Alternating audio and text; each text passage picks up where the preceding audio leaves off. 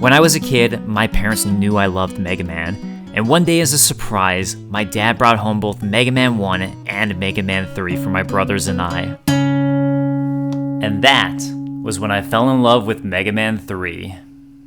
Mega Man 3 is an interesting game in the Mega Man series for a number of reasons. From a gameplay standpoint, it would be the first game to add more complexity by creating a brand new slide mechanic. But behind the scenes, the game had an incredibly turbulent development, was rushed, and as a result, the game is in some ways incomplete and also somewhat buggy. Even so, it's actually my favorite game in the series. So I'll give some background and then let's jump into looking at the overall game design of Mega Man 3. Real quick, this is the third part of a series in which I intend to cover all 11 classic Mega Man games. So there are many basic mechanics I covered extensively in my videos on Mega Man's 1 and 2, which I'll only be going over again if there was some sort of major change. In those videos I covered how jumping, running, death states, object pulling when shooting, and more were handled. So I hope if you missed those, you'll go back and watch them. So, let's dive into Mega Man 3.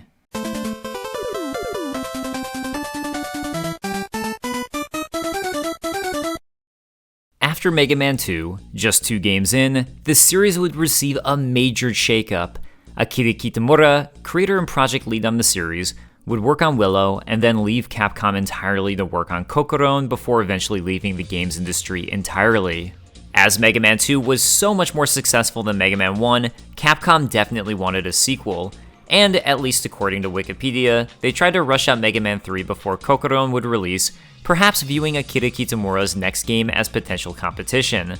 That said, I couldn't verify that fact, so take that little bit with a grain of salt. Either way, because Akira Kitamura left, Mega Man 3 had some major changes behind the scenes. Masahiko Kurokawa was put in charge as the planner for the new entry. Another factoid I couldn't verify from Wikipedia was that Kurokawa left halfway through development and Keiji Inafune stepped up to fill in his shoes. While I can't verify that, in the credits to Mega Man 3, the main planner role is attributed to Patariro, the alias of Masahiko Kurokawa, and under sub-planning, Hatuko-chan, Bamboo, and Enough King all receive credit, with Enough King being Keiji Inafune's alias. While the series already had a pattern of receiving new composers per game, and Mega Man 3 would be no different, another major changeup came in the programming, with Mega Man 1 and 2's programming always credited to HMD, or Nobuyuki Matsushima. However, he wouldn't be involved on Mega Man 3, and instead the game was programmed by TK, AM, and Kero Kero. So, behind the scenes, there were major staff shakeups, and the team would end up being incredibly rushed, and according to Keiji Inafune, the final 2 months were incredibly turbulent as many team members weren't meeting deadlines. Boot up Mega Man 3, and players will see a simple title screen with the option to either start the game or put in the password. While I like to joke that the game is so good it doesn't need an intro, it really is a shame. Mega Man 2 had such a strong intro and start to the game, it feels sorely lacking here.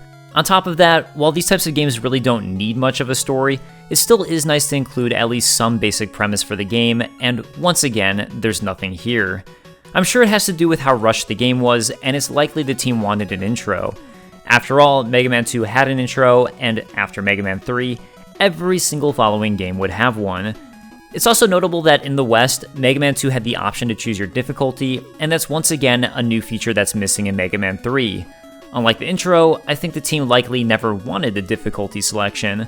While I have no proof of this, the fact that the difficulty selection was only ever included for a Western audience, and no future game has one until Mega Man 9, plus, as I talked about extensively in my Mega Man 2 video, the normal mode of Mega Man 2's difficulty felt pretty inconsistent in how it was handled. It definitely felt like something that was added at the request of Capcom's North American division, as opposed to something the team truly wanted. The Mega Man games do have a difficulty selection that's far more clever and included as part of the games in their E-Tanks and boss abilities, so it seems likely they didn't think an easier mode fit in with their design intent. Of course, I'm not them, this is just me speculating. While it's disappointing there's no intro sequence, the intro music here is absolutely fantastic.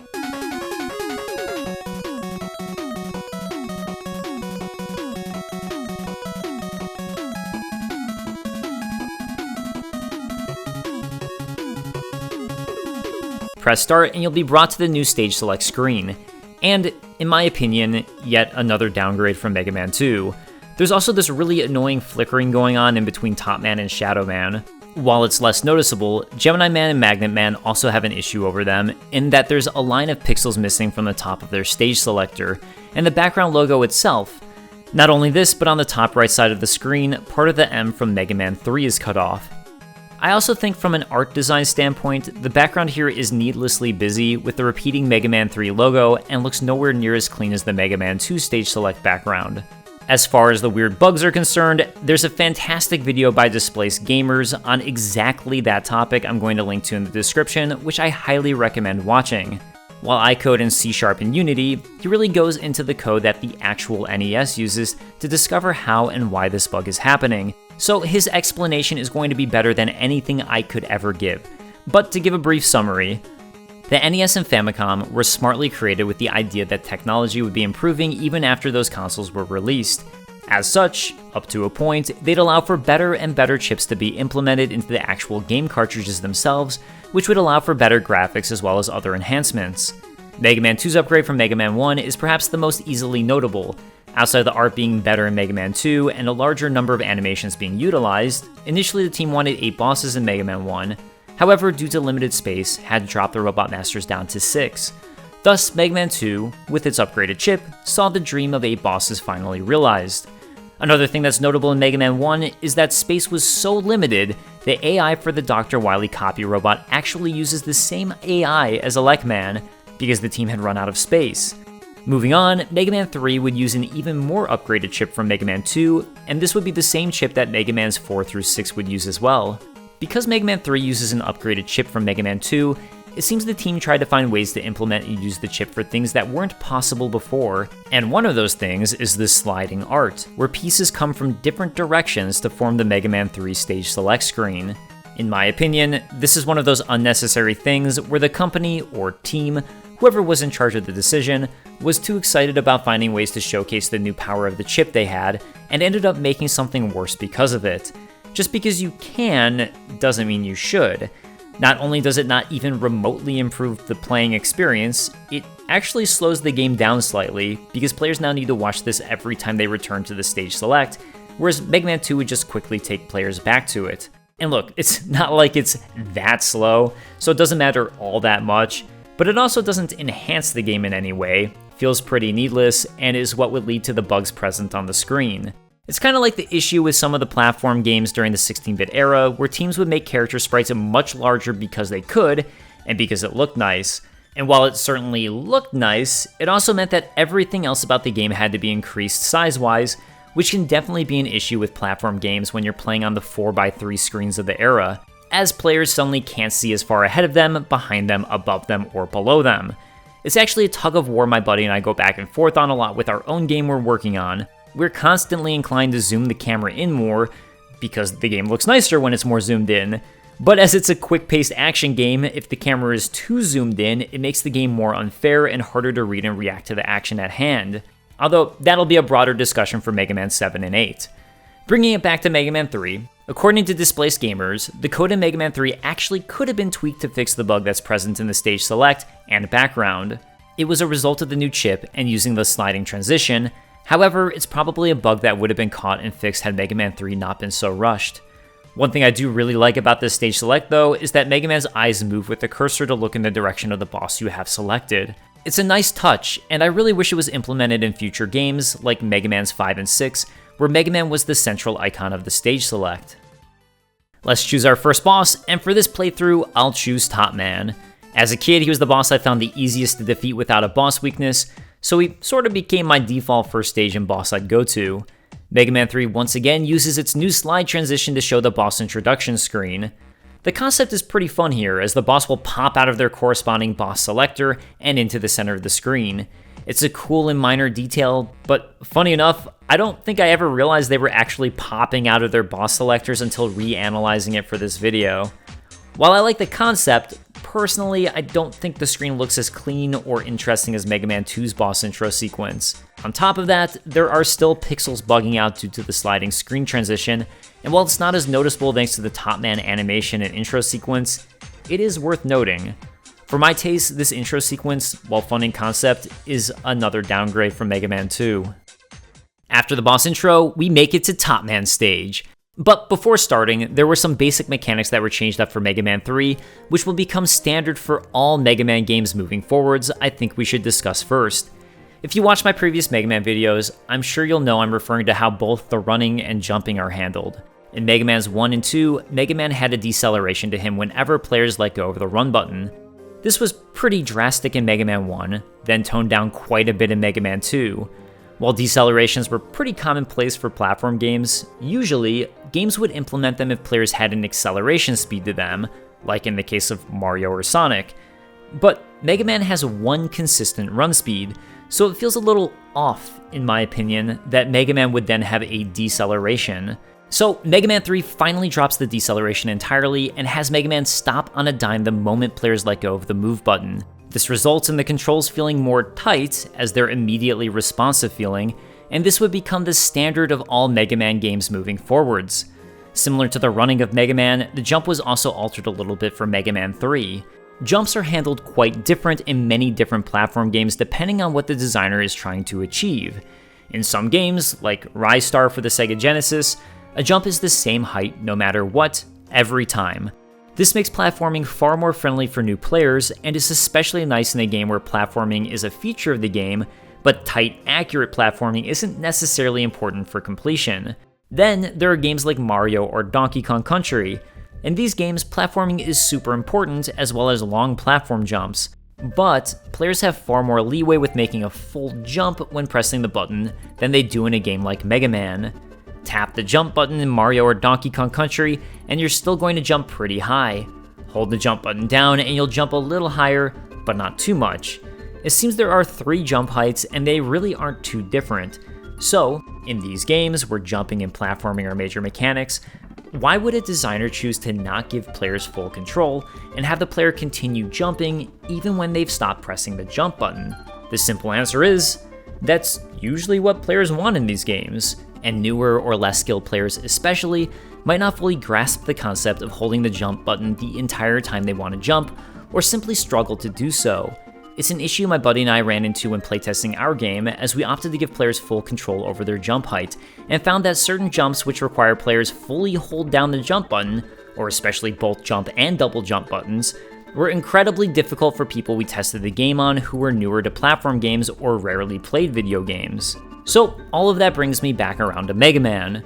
In Mega Man 1, players are given quite a bit of leeway to their jump in the sense of, if you hold the jump button, at a certain point, the game assumes you want to make the full jump and will continue forcing the player to jump even when they let go of the jump button. Players still have far more leeway to do short jumps in Mega Man 1 than many other platform games, but at a certain point, you lose control. Mega Man 2 is similar, however gives players a little more control in their jump height and doesn't automatically take players over the full jump arc until they're pretty close to completing the full jump anyways. Then we reach Mega Man 3. Similar to running, Mega Man 3 gives players full control over their jump height. If a player chooses to stop holding the jump button, they'll stop jumping immediately. So I spoke on the positives of why it can be good to assume players want to make the full jump. But why then give players full control over a jump as in Mega Man 3? Well, in the case of Mega Man 3, players are not only platforming, but also constantly jumping and reacting to projectiles. As such, it's much more likely players will want the full control. As an example, I can't tell you how many times in Mega Man 1 I'd get injured or die to Iceman, because even though I stopped pressing the jump button, the game assumed I still wanted to jump and would essentially force me into the projectile I was trying to avoid. In Mega Man 2, this happened less frequently for me, but did happen in some cases, like when fighting Airman. So now, with Mega Man 3, players can immediately react to projectiles and enemies exactly how they want at all times, both in their jumping and in their running. While there's no wrong answer here, this is my personal preference for both Mega Man and platform games in general, and it's certainly what the teams who have worked on Mega Man games decided was the best answer in the case of Mega Man, because for all games going forwards, this is how both the jumping and running states will act. While Mega Man 1 and Mega Man 2 kept Mega Man simple with running, jumping, and shooting being the only real mechanics of the game, Mega Man 3 is the first game in the series to change things up by introducing a brand new mechanic in the slide. This mechanic is interesting because a duck mechanic, probably similar to the way it was implemented in Mario, was tossed around as an idea for the original Mega Man. But ultimately, the game's planner and director, Akira Kitamura, rejected the idea because he thought it would overly complicate the gameplay, and that the simple gameplay of Mega Man was part of its charm.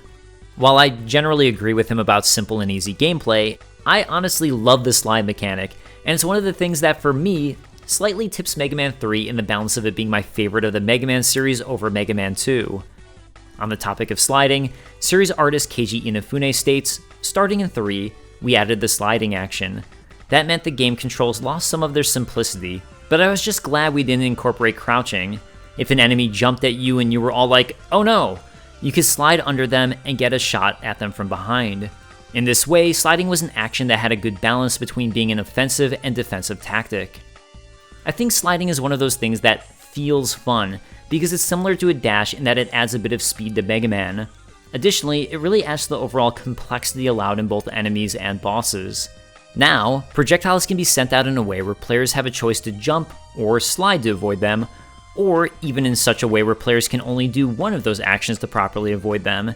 Enemies can also hop over the player in a way where they can only avoid the attack through the speed boosting of sliding, or if the hop is low enough, they can only avoid the attack by sliding because it's the only way to get low enough to avoid the attack. Even if players have ample time to escape from an attack without the speed boost of a slide, in my opinion, it still feels better to get away from an attack with the speed boost of the slide because you've avoided the attack that much more. Overall, I do think that upping the complexity of the Mega Man games is a tricky proposition in that it starts to take away from what made Mega Man pop in the first place. The fact that it was such a refined, simple gameplay with short and sweet levels. And as the games added more and more complexity, especially once the X series came around, they really do start to feel like different games. Not in a bad way, mind you, just different. Take the charge attack introduced in Mega Man 4 as an example.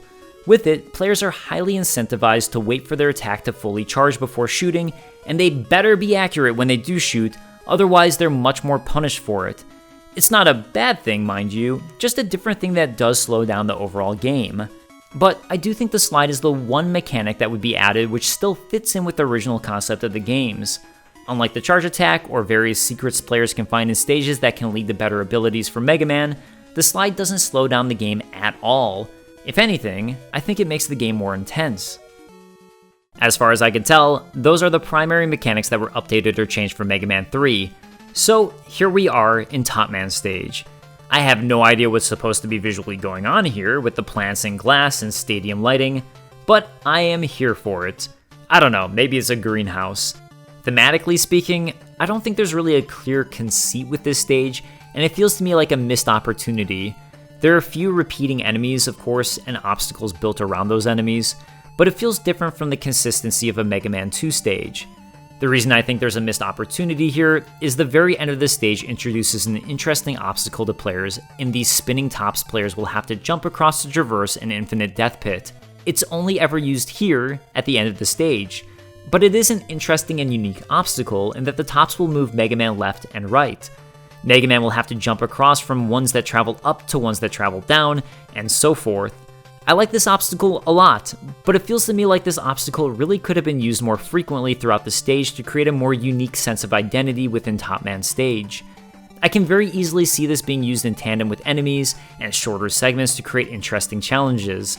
As an example, a single spinning top could be traveling up with players needing to take it to a higher ledge. Then, a later single spinning top could do the same thing, but on the higher ledge would be an enemy that could potentially knock the player back onto a spinning top, or if they're unlucky, their death from the instant death pit. So this is why I say it's a missed opportunity. The unique obstacle was created, which I think is the hard part, but there's no true thought in this stage design around this obstacle.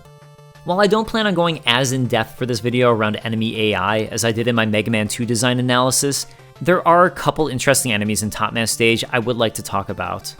The first of these is this gear that appears out of nowhere and will spin into place, then slowly chase Mega Man.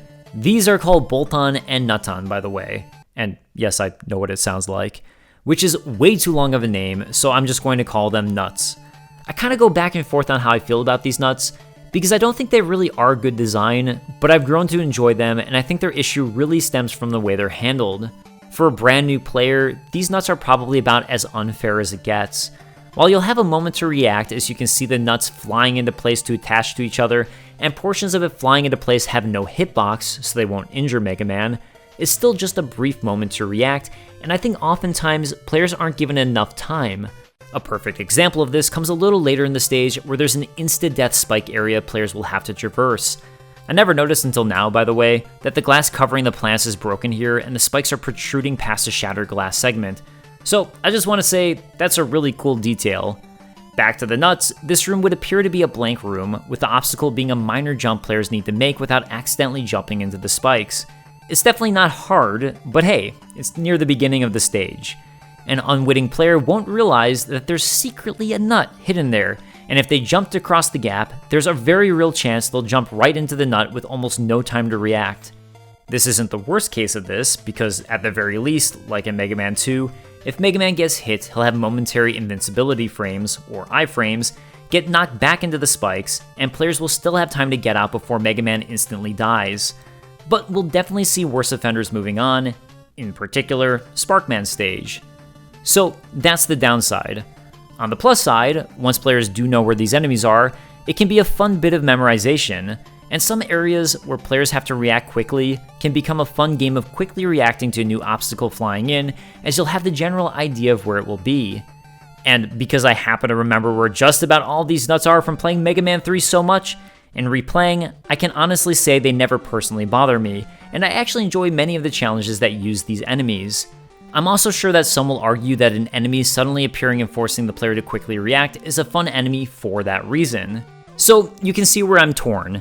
I happen to enjoy these enemies because of how well I know the game, and I can see the appeal of an enemy who players need to quickly react to. But when I take an honest look at these enemies and try to put my biases aside, I think they probably aren't well designed for the reason that it forces memorization, and really, I don't think give players enough time to react without memorization. Now, these enemies aren't necessarily bad in some uses. There's nothing wrong with an enemy suddenly appearing like they do, but I think the issue comes into play when they start to be used in areas where Mega Man can instantly die as a result of them suddenly appearing. After all, this is a lives-based game, and this could potentially result in the player losing all of their lives and needing to restart the entire stage, without having had any proper clue that these enemies were going to appear. In a game with a checkpoint system and no lives, an enemy like this is far less of an issue. But here, and the way they're handled, I definitely think there's room for improvement. While I ragged on the nuts quite a bit here, on the positive enemy front, the stage has these Komasaburo, who stay still while shooting out spinning tops. The idea is that their tops will track the ground towards Mega Man, similar to Bubble Lead from Mega Man 2, or to the Search Snake ability of Mega Man 3. While Mega Man had an attack like this in Mega Man 2, we haven't seen an enemy with this type of projectile, and I think it works nicely. Every time we see the Komasaburo, he's specifically placed where he's the only enemy, and the stage layout is specifically designed to make his top attack a little more interesting. While typically Akira Kitamura and his team in working on Mega Man 1, and especially Mega Man 2, would try to have the most difficult challenge somewhere in the middle, with the final challenge easy to leave a softer impression, perhaps because Akira Kitamura was no longer involved or the team was rushed. We don't see that concept here, and the final encounter is definitely the most challenging of the bunch. While this enemy isn't too difficult, I do like that the Search Snake attack, which tracks the ground just like his tops, also ends up working incredibly well against him, as it can quickly reach his inconvenient locations, at least in the first two encounters. Another enemy we need to talk about is another one that's unique to Top Man stage.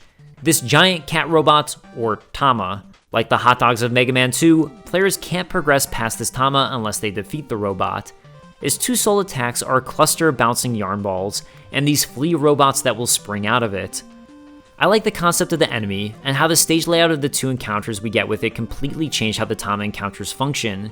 You see, the Tama will only attempt a new attack if its first attack ends, and the only way for an attack to end is for Mega Man to destroy the obstacle the Tama has created, i.e. the bouncing yarn or the fleas, or for them to leave off screen. As such, the first encounter sees Mega Man trapped in a little pit surrounded by walls, meaning no attack can go off screen, and the second encounter sees an exposed opening behind Mega Man where the attacks can escape to. Each attack requires the opposite response from Mega Man. Mega Man will need to jump over the yarn balls, while he'll need to slide under the fleas.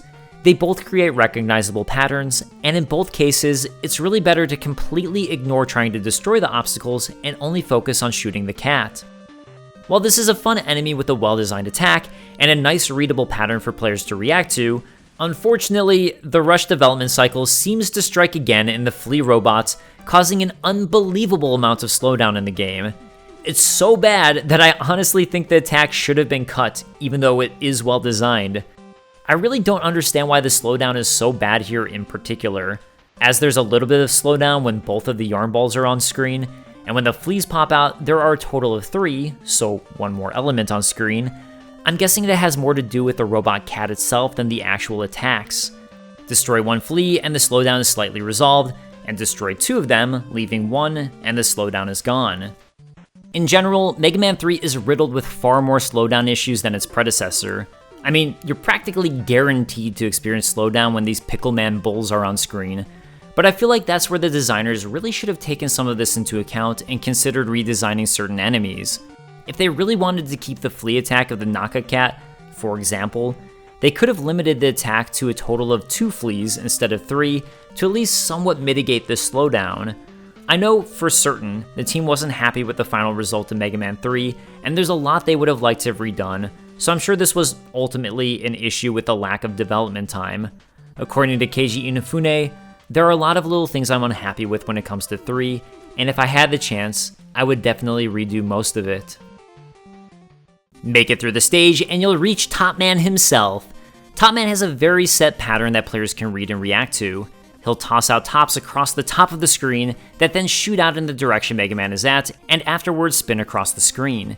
It's a simple pattern, and he doesn't react to the player's actions whatsoever. So, to that end, his attack pattern is somewhat like Iceman of Mega Man 1, or Woodman and Airman of Mega Man 2. He's definitely on the easier side for the various bosses of Mega Man 3, but I still like his pattern overall. While it is simple enough, it's not a bad thing for one of the bosses to be on the easier end, and hey, there's no way for players to just sit and tank this fight. They will have to constantly react to what's happening on screen if they want to win. On top of that, this boss battle definitely encourages players to use the new slide mechanic if they really want to get out of the way of the tops in time. While players can certainly hang out near the wall to jump over the tops, that means they'll hardly be able to get attacks in, as they'll need to run all the way across the screen every time he spins across himself. If players do struggle with Top Man, he's weak to Hard Man's Hard Knuckle, which will take him out in no time.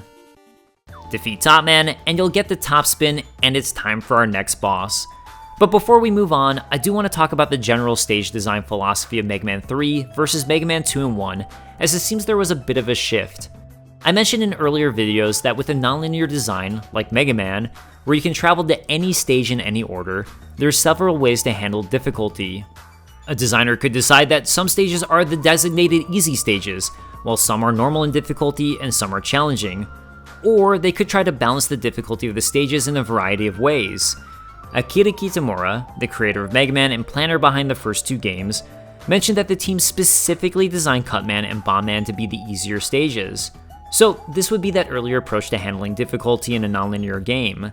However, I didn't really know behind the scenes how the team designed Mega Man 2. So in my video on Mega Man 2, I stated that I felt the difficulty was handled more so along the lines of the second approach. It felt like every stage was designed with a totally different design conceit, with the idea being that they'd be similar in their difficulty, but with a different way they were difficult. And after a comment from Andrew Howard 892 on my first video, I thought it was worth trying to ask the man himself, Akira Kitamura, on Twitter about their design philosophy behind the stages in Mega Man 2. And Akira Kitamura was kind enough to respond in detail. To summarize his response, the idea was, indeed, that every stage was designed to have a similar level of difficulty with a completely different type of challenge. What players found difficult would depend on the individual player, and what those individual players found easier or harder. I'm leaving up all of the responses screenshotted on screen for posterity, and so you can pause and read the full response if you like. In case anything ever happens where Twitter shuts down, I think this is cool info to have for Mega Man nerds like me. And I've noticed that my videos have sometimes been cited on Wikipedia, so I like there to be the true, accurate responses here as opposed to just my summary. Okay, I know that was a bunch of talk about Mega Man's 1 and 2, but that leads me into Mega Man 3. For the most part, I feel like Mega Man 3's stages were designed overall a little differently than Mega Man 2's stages. Mega Man 2's stages had very specific theming in what the challenges were, whereas Mega Man 3 seems to be set a little bit more around stages built around the enemy or traps of the stages. What I mean is this. In Mega Man 2, you have a stage where you're in the air and a giant looming death pit is the main obstacle, a stage where you're climbing upwards the entire time, a stage where you're hopping on small blocks that progresses to a large disappearing block challenge, a stage entirely focused on insta-death beams, a stage that's an underground slippery maze, a stage that's built around the idea of moving ground underneath the player and long jumps, a stage that's built around the idea of water that increases your jump and where leaping too high will lead to your death, and a stage where fighting different enemies is the main challenge. These are all very clear, very obvious stage designs, and almost the entire stage is built around these broad ideas. However, in Mega Man 3, while the challenges are consistent per stage, there isn't this broader idea that I could necessarily point to with the various stages. In fact, I don't even know where to start with describing the broader concepts with some of these stages. Top Man stage is, I guess, some easy enemies, then afterwards some challenges built around this Komasaburo top spinning enemy, some spots with the robot cat, and an end challenge with the spinning tops. Shadow Man stage has a section with grenade enemies and the lights going out, then a section where you have to jump over infinite death pits while dealing with enemies who fall down. Needle Man stage has some difficult needles shooting enemies and giant needles that spike down and players have to try to time out to avoid. Snake Man I would call an enemy-centric stage, similar to Woodman stage of Mega Man 2. Hard Man stage is also pretty enemy-centric, just with different types of enemies. Gemini Man stage is a series of completely different challenges. And then I'd say Spark Man and Magnet Man have the strongest overall cohesive concepts. Magnet Man with different magnets that will pull you in certain directions, and Spark Man's with the main repeating challenge being these platforms that shoot the player up towards spikes. To be clear, this isn't a criticism. As long as the stage feels cohesive in how it's designed and unique, I don't really mind that there isn't one giant obvious stage theme throughout the entire level. But I can definitely understand if someone were to rank Mega Man 3 lower for this reason, and it certainly feels like there are, generally speaking, more missed opportunities in Mega Man 3 to create a more overall cohesive stage, like those tops at the end of Top Man stage I mentioned. Even going forwards and looking at Mega Man 4, I think the stages are much more cohesive in their overall design. But I'm not going to lay out every stage in this video, I'll save that for Mega Man 4. Now that we have Top Man's ability, let's head over to Shadow Man.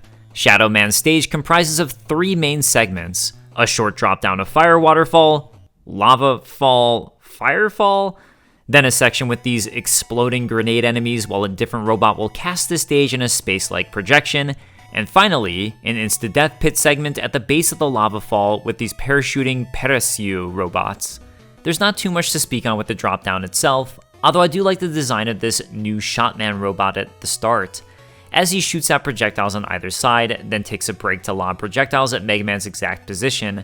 I think he's a good robot with an attack variation where you can't quickly destroy it during the lobs because the bilinear shots are coming, and the lobs are something players will always have to read and react to. The next major section involves these grenade or walking bomb robots and hologram robots. I quite like the concept here, the idea being that the holograms will make it so Mega Man can no longer see the stage layout, while the grenade robots as well as Peterchi robots serve as obstacles that will come at the player. While the enemies are basic in that they just follow along the ground running to the other side of Mega Man, the holograms turning off the lights make these basic enemies far more interesting.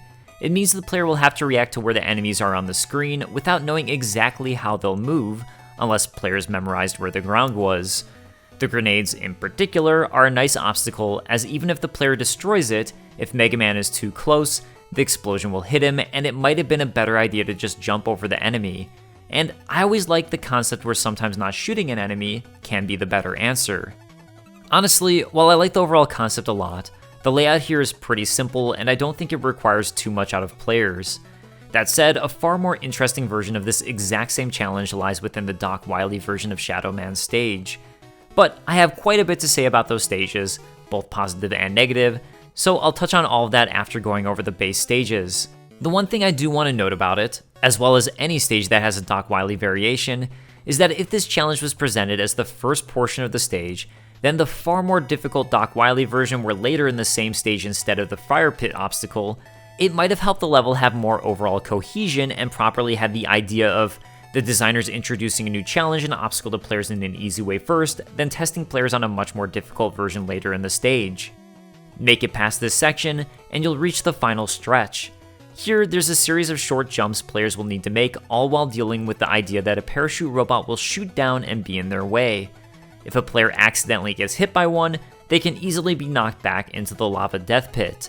These enemies specifically appear when Mega Man crosses an invisible collider the game is testing for, and the first of these parachute enemies should drop down with ample time for the player to react and not get hit. From here, it's a bit of a guessing game for new players when and where the parachuters will drop down. Some of them have a spawning collider that's over the infinite pit, and while players could technically jump across and be safe for a moment, or potentially have time to jump back before getting hit, it can certainly feel like a trap.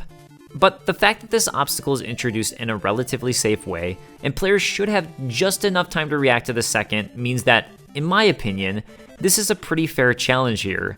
On top of that, if players do mess up and get knocked into their doom, the checkpoint is immediately before this section, so it's not like they'll lose all that much progress. I actually have memories of really struggling with this area as a kid, and always being absolutely relieved and proud of myself to make it across.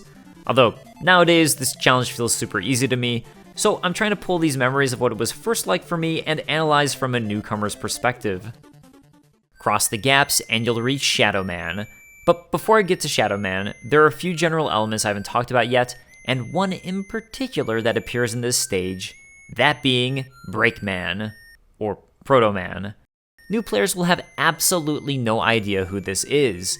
In some stages, the character will attack Mega Man, like here or in Hard Man stage, but then sometimes, like in Gemini Man stage, the character helps Mega Man, and even when beating Proto Man in the other stages, it seems like he's the one who might be clearing the way for Mega Man.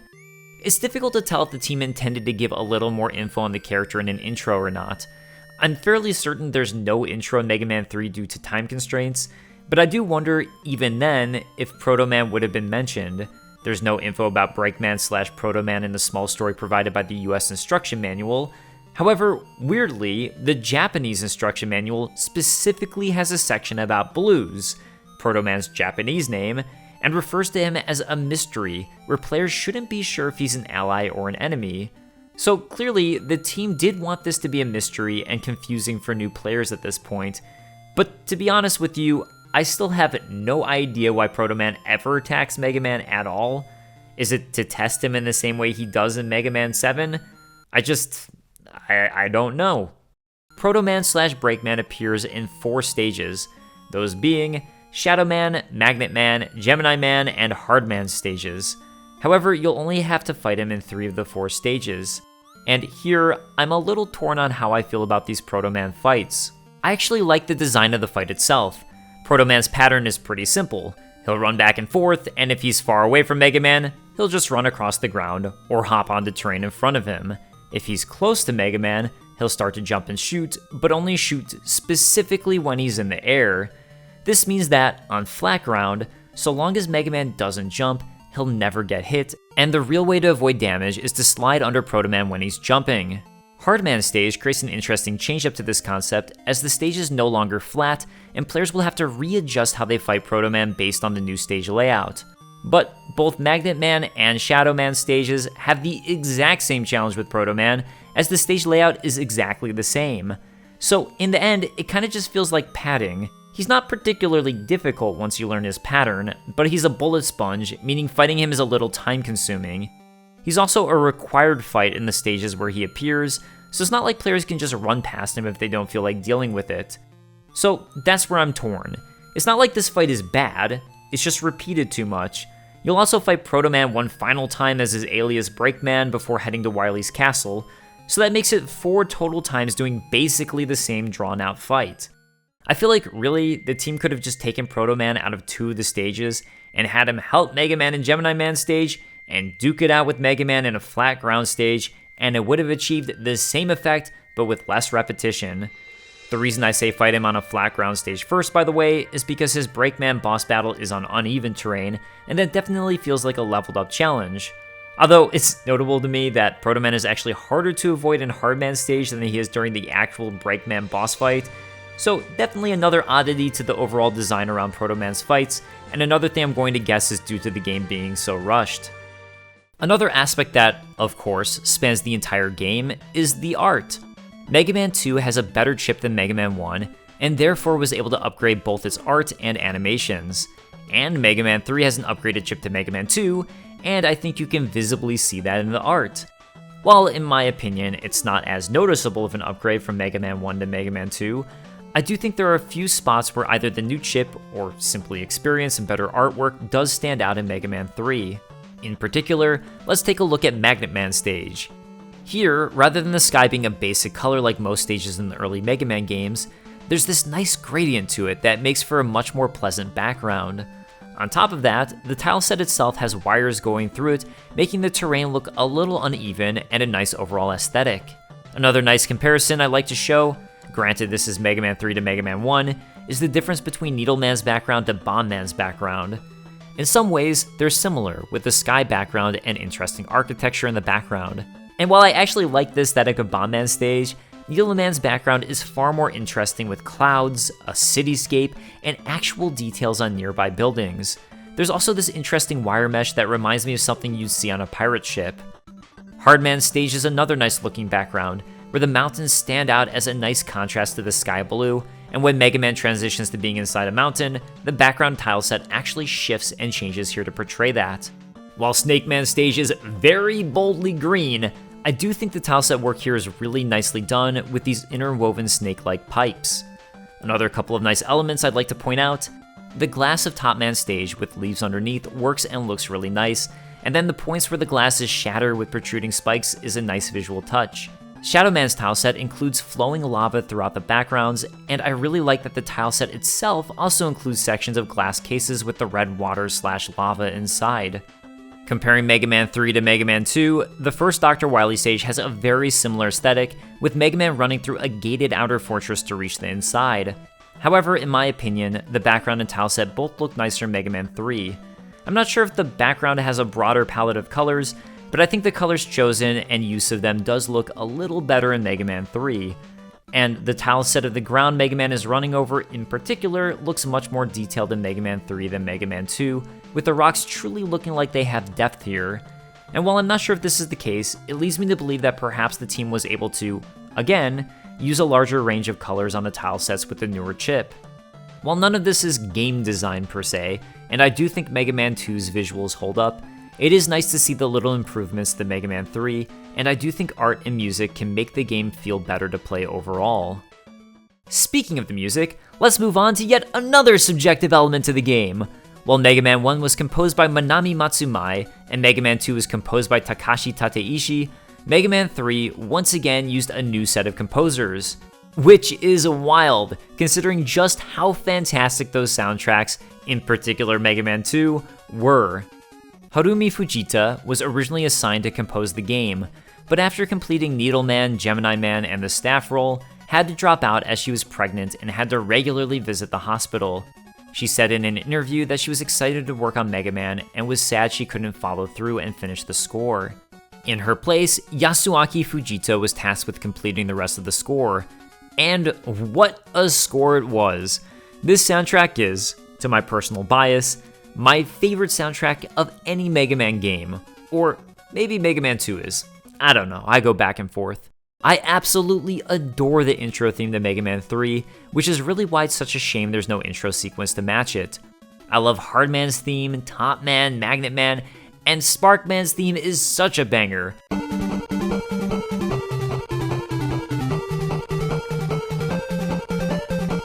I'm also quite fond of Needle Man, Shadow Man, Wily Stage 1, Wily Stage 2, Snake Man, and both the Select Screen and Get a New Weapon themes.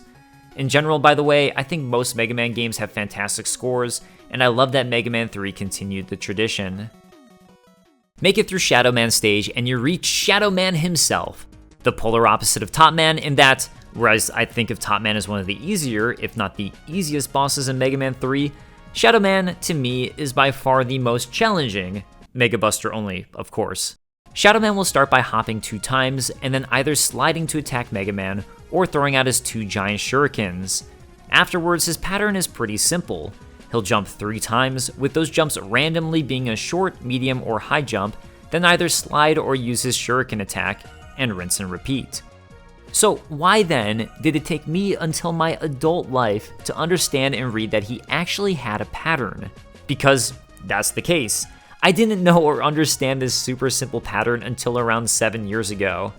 If I had to guess, I think those initial 2 hops always threw me off and made me think that the amount of hops he had was random. And I don't fully understand why he starts the fight with 2 hops instead of 3, unless it was specifically to confuse players and make players, like me, not be able to read his pattern.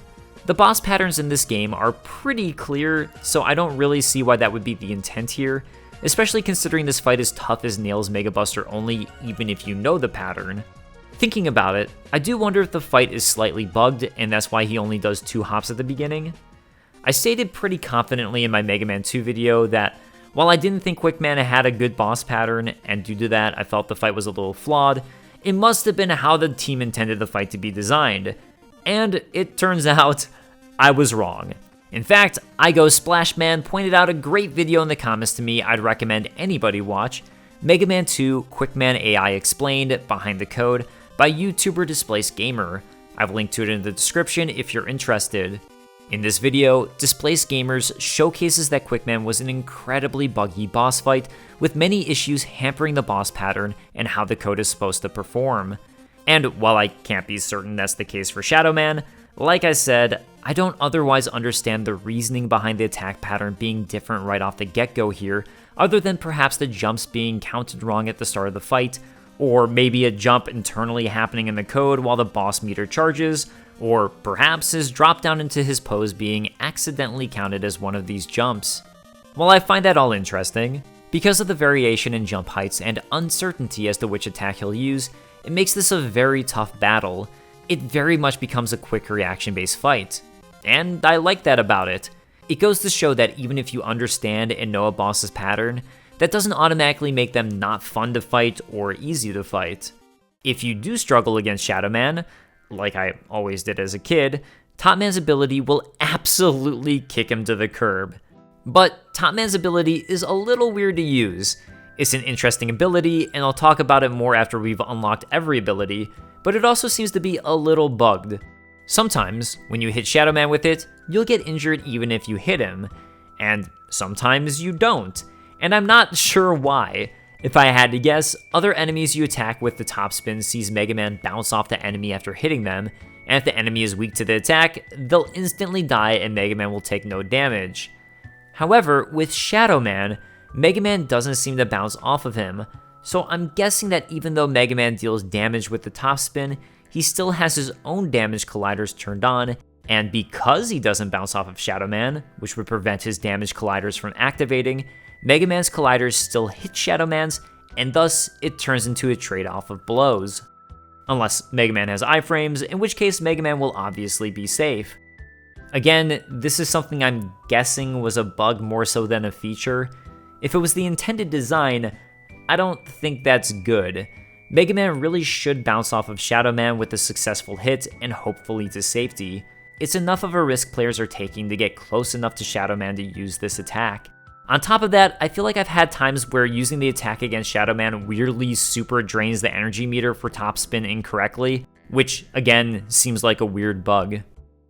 Defeat Shadow Man and you'll obtain not only the Shadow Blade, but also Rush Marine. So now that we've unlocked a Rush ability, let's discuss a couple major shakeups to Mega Man 3 in the form of Rush. Mega Man 1 saw a helper ability players could obtain in the form of M, or the Magnet Beam. The Magnet Beam could be used so players could easily traverse vertically to skip obstacles, or even used to traverse horizontally to skip obstacles as players could make the beams as long as they wanted. Mega Man 2 then saw an update to this helper ability idea in the form of items 1, 2, and 3. These items were basically like breaking up the Magnet Beam into separate abilities. Items 1 and 3 could be used for Mega Man to traverse vertically, and item 2 could be used for Mega Man to traverse horizontally.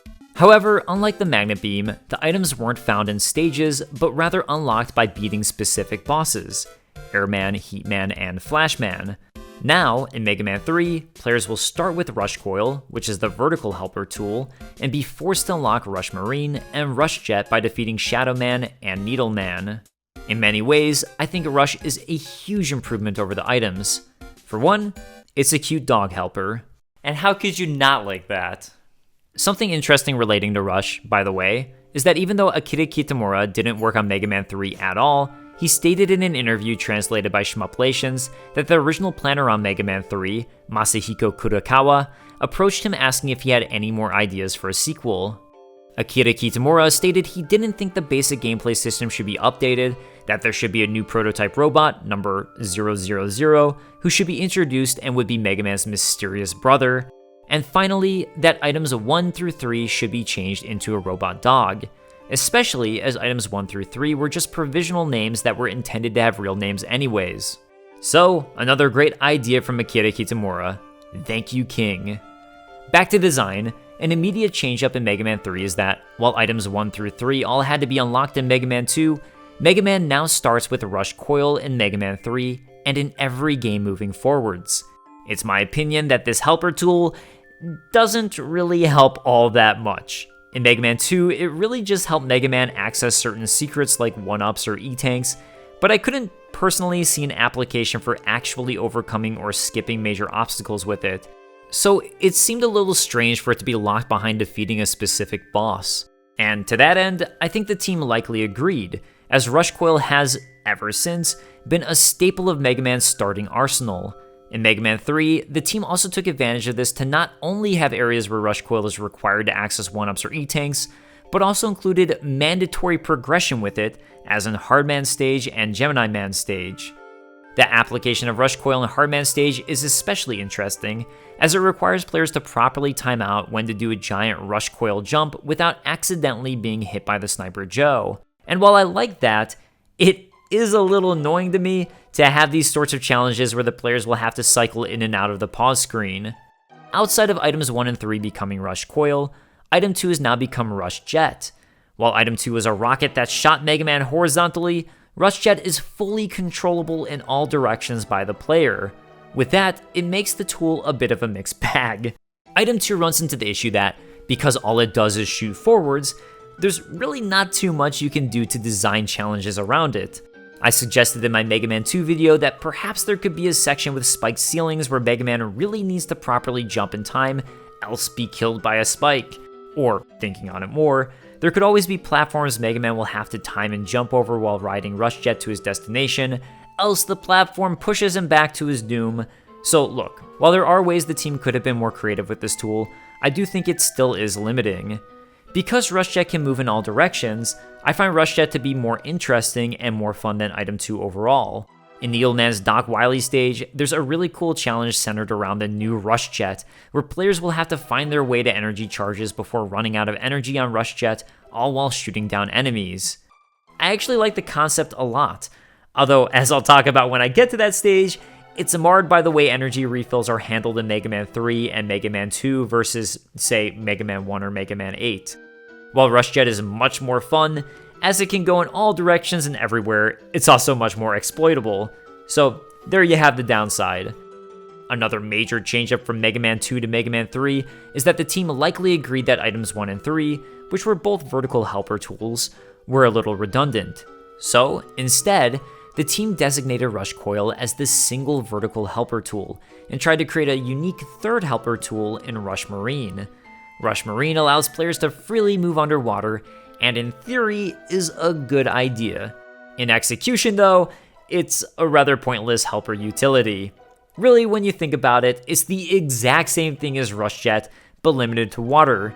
That means that any challenge using it is going to be pretty similar to any challenge that uses Rush Jet. On top of that, hardly any stages even have water, and the only ones that actually take advantage of Rush Marine being potentially helpful are Gemini Man stage and Gemini Man's Doc Wily stage. That said, I don't think I view Rush Marine as harshly as I've seen other people talk about Rush Marine. The common complaint is what I just mentioned, but I think the real issue is that Rush Marine acts too similar to Rush Jet, or perhaps that Rush Jet acts too similar to Rush Marine, making them not feel unique to one another. I mean, really, it's not like the rush items in any game are particularly useful outside of a few small set of circumstances. Beyond Needleman's Doc Wily challenge, I've never used Rush Jet in Mega Man 3 at all, except maybe occasionally to get an E-Tank, and the same thing goes for Rush Coil. I only use it when I'm required to. Like Rush Marine, in Mega Man 2, there are only a few spots I found Item 2 really useful, which were in Heatman Stage, and where it's absolutely required in Dr. Wily Stage 2 and Dr. Wily Stage 4. Otherwise, sure, you can use it to get an E-Tank in Metal Man Stage, but otherwise, it's pretty much useless. I'm sure there are other times Item 2 could be used, like to get the E-Tank in Flashman Stage easier, or at different points in Dr. Wily Stage 4, but its usage is still incredibly limited. Similarly, with Rush Coil or items 1 or 3, you're rarely doing anything challenging with them outside of just briefly using them to obtain some out-of-the-way bonus item.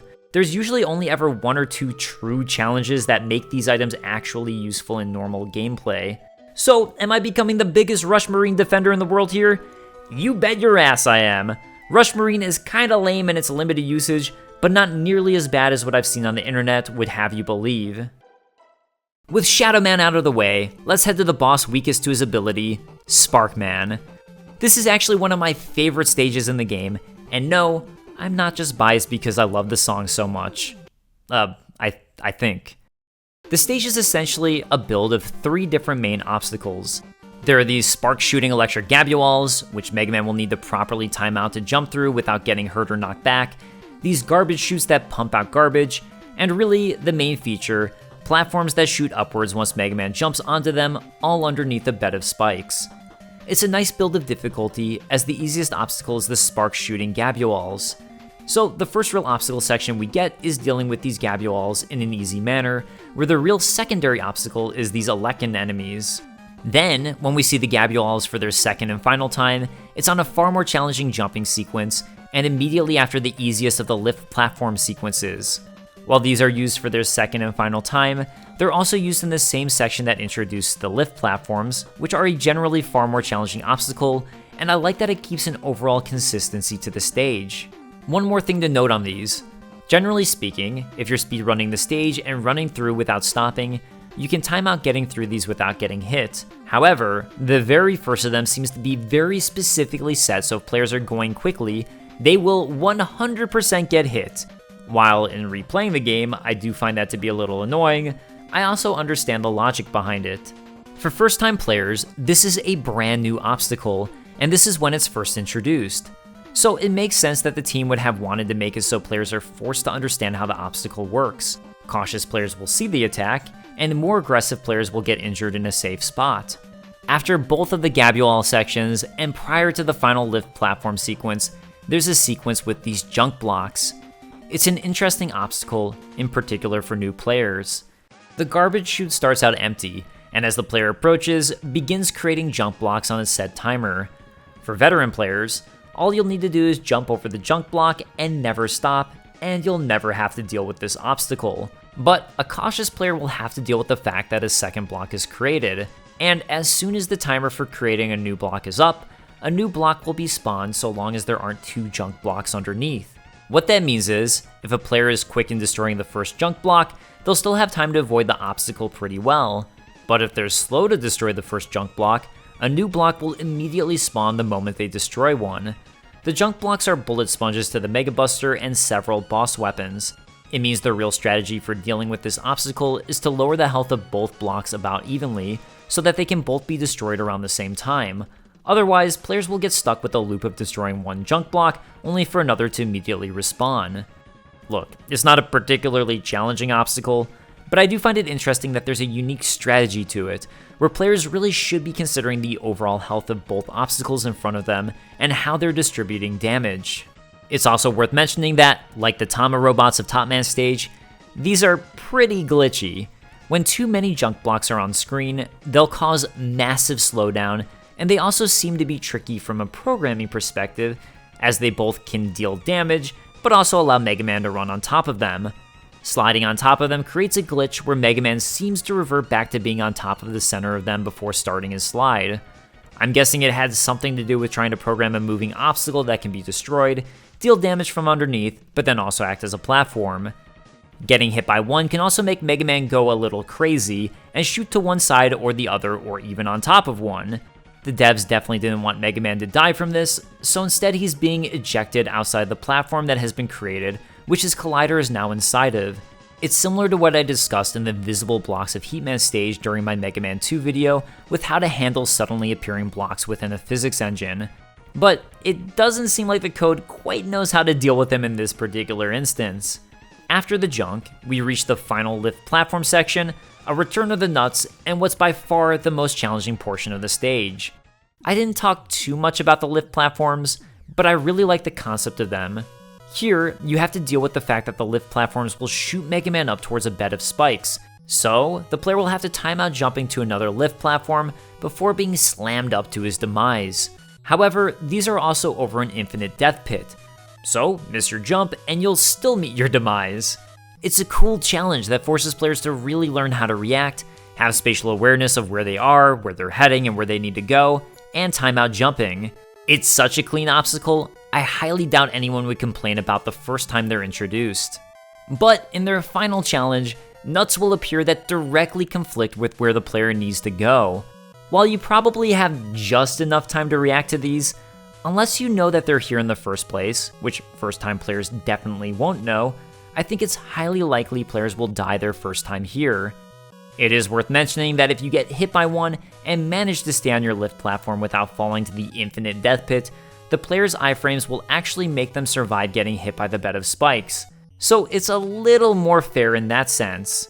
So what this does, similar to Shadow Man stage, is teach the player that they should probably be cautious, jump on a lift platform, then jump back to where they were, and observe where a nut will appear. Then, destroy the nut that appears, rinse and repeat. Or, if you want to throw caution to the wind, so long as you know they're appearing, you really can jump early and make all of the jumps in time. It's more challenging, but more fun. As a veteran player, I actually really enjoyed this sequence of obstacles. However, I don't know if I think it's really fair. I wouldn't blame new players for hating this sequence, and I do wonder where most people land on it. If you can manage to make it past the lift platforms, then it's on to Sark Man. Sark Man's pattern is pretty simple.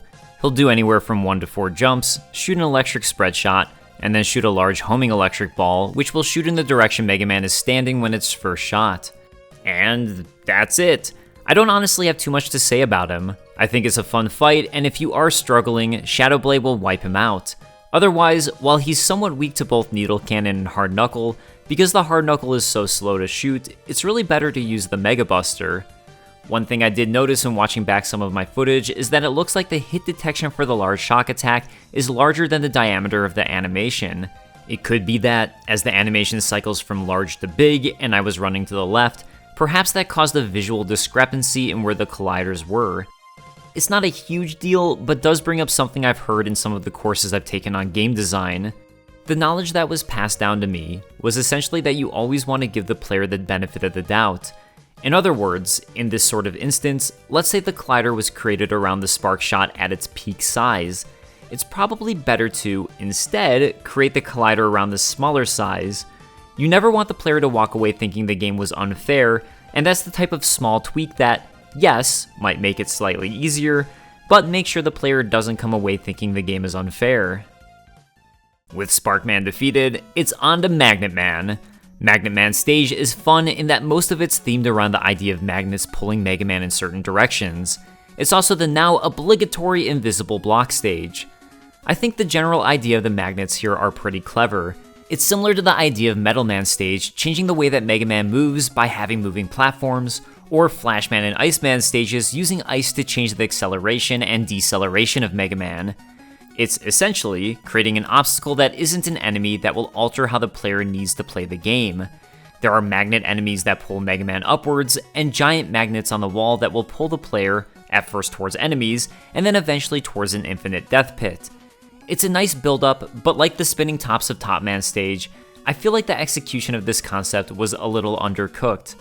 The magnets that pull Mega Man up at the start of the stage are a clever enemy, but we never see them again after this super simple and easy section at the start of the stage. The magnets on the wall that pull Mega Man towards enemies or an infinite death pit is also a smart idea. but there's no major buildup. In fact, it's incredibly easy to entirely avoid ever being affected by the magnets at all during the invisible block sections, so it's a somewhat pointless obstacle. On top of that, the invisible block section itself is surprisingly easy here, and while that's okay, it's just a little odd considering how much more challenging the sections were in both Iceman stage and Heatman stage from previous games. It's funny, I always liked this stage, but when I think about it critically, I can understand why Keiji Inafune would remark that he would have done things different in the game if he had more time. But look, even though I think Magnet Man's stage is undercooked, I really never thought about it until writing this, and generally, I've always had fun mindlessly playing this stage, so take my critiques with a grain of salt. Unlike the stage, I think Magnet Man as a boss is a very well designed boss with a fun pattern to deal with. He'll hop twice to cross the battle arena, and then either utilize his magnet to pull Mega Man towards him, with Mega Man getting hurt if he touches Magnet Man, or he'll jump in the air and shoot his series of 3 homing magnets. These magnets trace the ceiling and then shoot downward when they're over Mega Man, giving the player ample time to react to the magnets as they come flying down. It's a clean and fun fight, and really, for a game like Mega Man where you have a set number of lives, I like that he has such a strong and readable pattern. On top of that, it's nice that both his magnet that pulls Mega Man in and his leaping across the screen encourages players to utilize Mega Man's new slide. If players are struggling, he's incredibly weak to both the Shadow Blade and Sark Man's Spark Shock. I'm honestly not sure why he has 2 abilities that will absolutely obliterate him in 4 hits, whereas a boss like Sark Man has 2 weaknesses that will kill him, but those take 7 hits, and of Sark Man's 2 major weaknesses, one is Sark Man himself. Or then, Hard Man is only weak to 2 weapons, Magnet Missile and Hard Knuckle, and pretty much resistant to just about anything else. So, like Mega Man 2, just another oddity in how boss weaknesses were determined, I suppose. And speaking of Hard Man, now that we have the Magnet Missile, it's time to head to yet another level with some of my favorite music from Mega Man 3. Hard Man's stage is a lot like Woodman's from Mega Man 2 in that it seems like most of the focus on how to make this stage difficult comes from its enemies. Primarily, we'll be dealing with swarms of bees, these monkeys that act a little different from the ones of Woodman's stage, and a couple Hammer Joes. I haven't mentioned the Hammer Joes yet, but they're a variation of the Sniper Joes from Mega Man 1 and Mega Man 2, and I think they have a pretty fun design. Like previous Sniper Joes, they're shielded until they attack, and during their attack is when Mega Man actually has an opportunity to strike. But what makes them unique to the Sniper Joes that I think is pretty fun is that their hammers they toss are specifically tossed higher up than the bullets of the Sniper Joes. This means that on ladders, players can very easily position Mega Man to be able to attack the Hammer Joe consistently while entirely avoiding damage. It makes them unique, and while technically they're easier than a Sniper Joe, it's fun to have some basic enemies with clear exploits like this. The final element that makes Hard Man's stage unique are these one-on traps. Once Mega Man runs over them, it'll trigger them to pop out and attempt to hit him after a certain period of time. Due to Mega Man's run speed versus slide speed, the only way for the player to definitely avoid taking damage is by utilizing Mega Man's slide. Like the tops of Top Man's stage and the various magnets of Magnet Man's stage, again, this is a great concept, but I honestly think it could have been utilized a little more interestingly. We see these traps twice, once at the beginning of the stage and once at the end. The first time it's incredibly easy to avoid them, but the second, because of the bees, it's pretty guaranteed you'll be hit by something. And while I don't necessarily hate the way it was utilized here, I feel like combining these traps with infinite death pits and different types of enemies who shoot projectiles would have been a much more interesting and dynamic challenge. Make it past the bees and traps and you'll reach Hard Man. Hard Man is true to his name in just about every way. Most weapons bounce off of him, and he's hardly weak to anything. On top of that, he's similar to Gutsman from Mega Man 1 in that he's heavy, and when he slams the ground, he shocks Mega Man in his own way. While he has projectiles he shoots, touching Mega Man is his main attack and will hurt Mega Man for far more damage, which is another nice touch. So, like the previous bosses, his pattern is readable and pretty simple. His fists will detach and home in on Mega Man, then boomerang back. Afterwards, he'll leap in the air over Mega Man and attempt to slam down on top of Mega Man. Once he hits the ground, time will temporarily freeze. I always thought he was a pretty good and fun challenge. Dodging out of the way of both knuckles can be difficult, especially with them boomeranging back, and if you're playing Mega Buster only, it can become a battle of trying to find as many times as you can to sneak in shots. For example, you'll always want to make sure you can get out of his way of the slam attack in time enough to spin around and shoot him, as he'll reset his iframes afterwards, meaning you can essentially get 2 shots in this way. So it's interesting to me to find out that there's actually an exploit for Hardman that makes it far easier to avoid taking damage at all from him. I found a video posted by Slider on YouTube showcasing that if you hang out at the corner of the screen when he shoots his projectiles, they'll leave the screen before having a chance to boomerang, making them far easier to avoid, and thus, much easier to perform an overall no damage run against Hardman. I'm not sure if this was intentional, but I always enjoy little exploits like this. Otherwise, if you're struggling against Hardman, the Magnet Missile will make pretty short work of him, and the fact that it homes in on Hardman is definitely useful for this boss fight, as it will track him when he leaps in the air, making it a really good choice for his boss weakness overall by the team. After defeating Hardman, it's on to his ability's weakness, Top Man.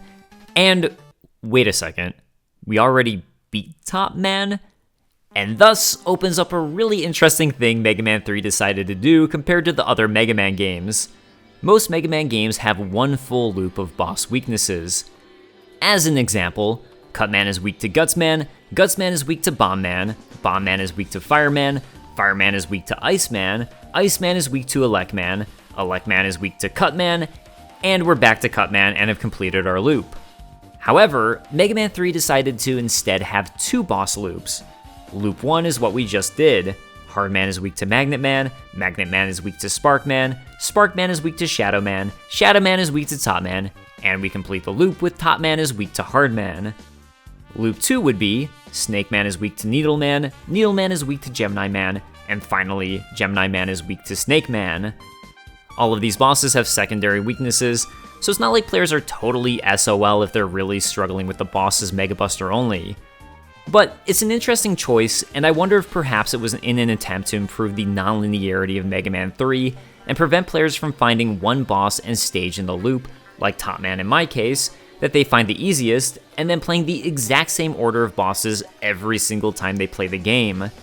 As I tend to like to play Mega Buster only when I can, this isn't something that honestly affected me very much even as a kid. There were certain bosses I used to really struggle against using Mega Buster only, in particular Shadow Man, Gemini Man, and Needle Man, but as I could handle the rest, I kinda just played out of order sans those 3 bosses who I'd usually try to have the weakness for. I honestly don't particularly have a strong opinion on this secondary boss loop, but I am curious what you all watching think about this. I can definitely see it being disappointing for struggling players to finish one loop and then feel absolutely stuck and shocked that none of their required weapons are helping too much for the new loop they're trying to start. But I think that's where the team tried to have the secondary weaknesses at least somewhat mitigate this factor, which I think was a really clever way to handle this. I also think it's pretty admirable that the team recognized the potential issue of their rock, paper, scissors mechanic breaking the intended nonlinearity of the Mega Man games, and tried to find a unique solution to it in this manner. So I'm actually leaning towards being in favor of this, but I could honestly be persuaded either way. Since we now have free range in who we can choose, I'm going to go to one of my childhood favorite stages and choose Snake Man. I mean, he has a snake helmet, that's as cool as it gets.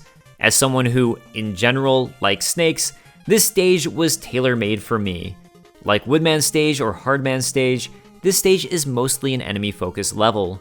The main obstacles we'll see are the stage's snake-like pipes that are connected to snake heads which shoot projectiles at the player. Conceptually, this is a really fun idea as it gives purpose to the entire tile set that you're running over throughout the stage. And I think this concept is also well executed from a gameplay standpoint. The snake heads will always block your path, with the small snake shooting a small projectile at Mega Man's exact location, and the larger snake shooting a series of larger projectiles at Mega Man's exact location. The projectiles are always shot on a specific timer, giving the player ample time to predict the shot is going to come, and then react to it. Which is a really nice aspect to the design of this type of enemy, as it means players will always need to be thinking ahead when dealing with any of these enemies. It's also a nice touch that the giant snake head's pipe platform pieces wiggle in front of it. Unless you're trying to get up close with something like the Shadow Blade, it really doesn't make a huge difference, but visually, it's a fun touch. Another cool enemy we see in this stage are these pole vaulting Bubukan robots. It's an enemy that alters its attack pattern, and that first it asks the player to realize it's coming, stand still, and let it pole vault over Mega Man. Then, players will need to react by either jumping over them or shooting and destroying them. While it's simple and easy, the fact that the pattern switches like this makes for a fun enemy. Once players make it past all of the snake pipes, they'll climb outside into a totally different area, but one I think is really well designed. First, players will need to ride these clouds up as they're introduced to bullets disguised as clouds, or bomb flyers. This then leads to a much more difficult platforming section while also dealing with the bullets hidden in clouds. What makes this section work so well is this simple but effective enemy. As a cloud, the bomb flyer has a small sine wave pattern in how it travels across the screen. It's far more difficult to avoid because of this, but it's also slow, giving the player ample time to try and react. If the player shoots the cloud, it becomes a bullet and rockets straight ahead. While it's much faster, it no longer has the sine wave pattern, and in that way can actually be easier to avoid. On top of that, because the bullet shoots forwards from the height it was shot at, that means players have the agency to choose when they want these clouds to turn into the faster bullets, and at what height they want them to. I know I'm describing the obvious for anyone who's played this game, which is probably the vast majority of anyone who would click on a multi-hour long in-depth video about Mega Man 3, but I'm describing its pattern because I want to emphasize just how clever it is. This enemy rocks, and this section is fantastic. While the penalty for messing up is drastic, in that it's an instant death pit, the player is given so much agency in how they control the challenge, it makes this both fun and fair. One thing to note before I move on though, is unfortunately, yet another return of the bugs.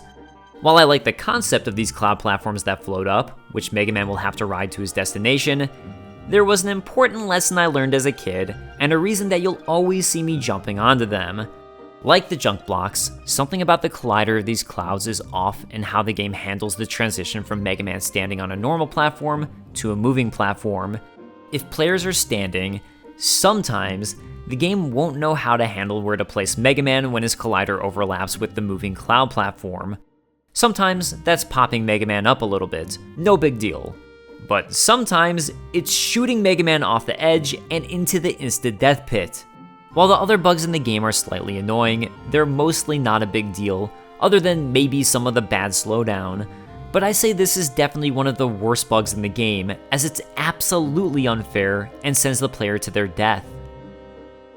After making it through the clouds, players will reach Snake Man. Snake Man is another boss with a simple and clean repeating pattern. He'll slowly run back and forth across the screen, and occasionally jump up in either the middle section or one of the sides to shoot his search snakes. And that's basically it. If players can react to these and avoid enough of them, they should be able to pretty well tank Snake Man, even with the Mega Buster.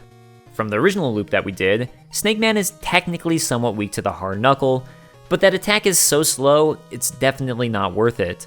So the Shadow Blade is definitely a nice alternative.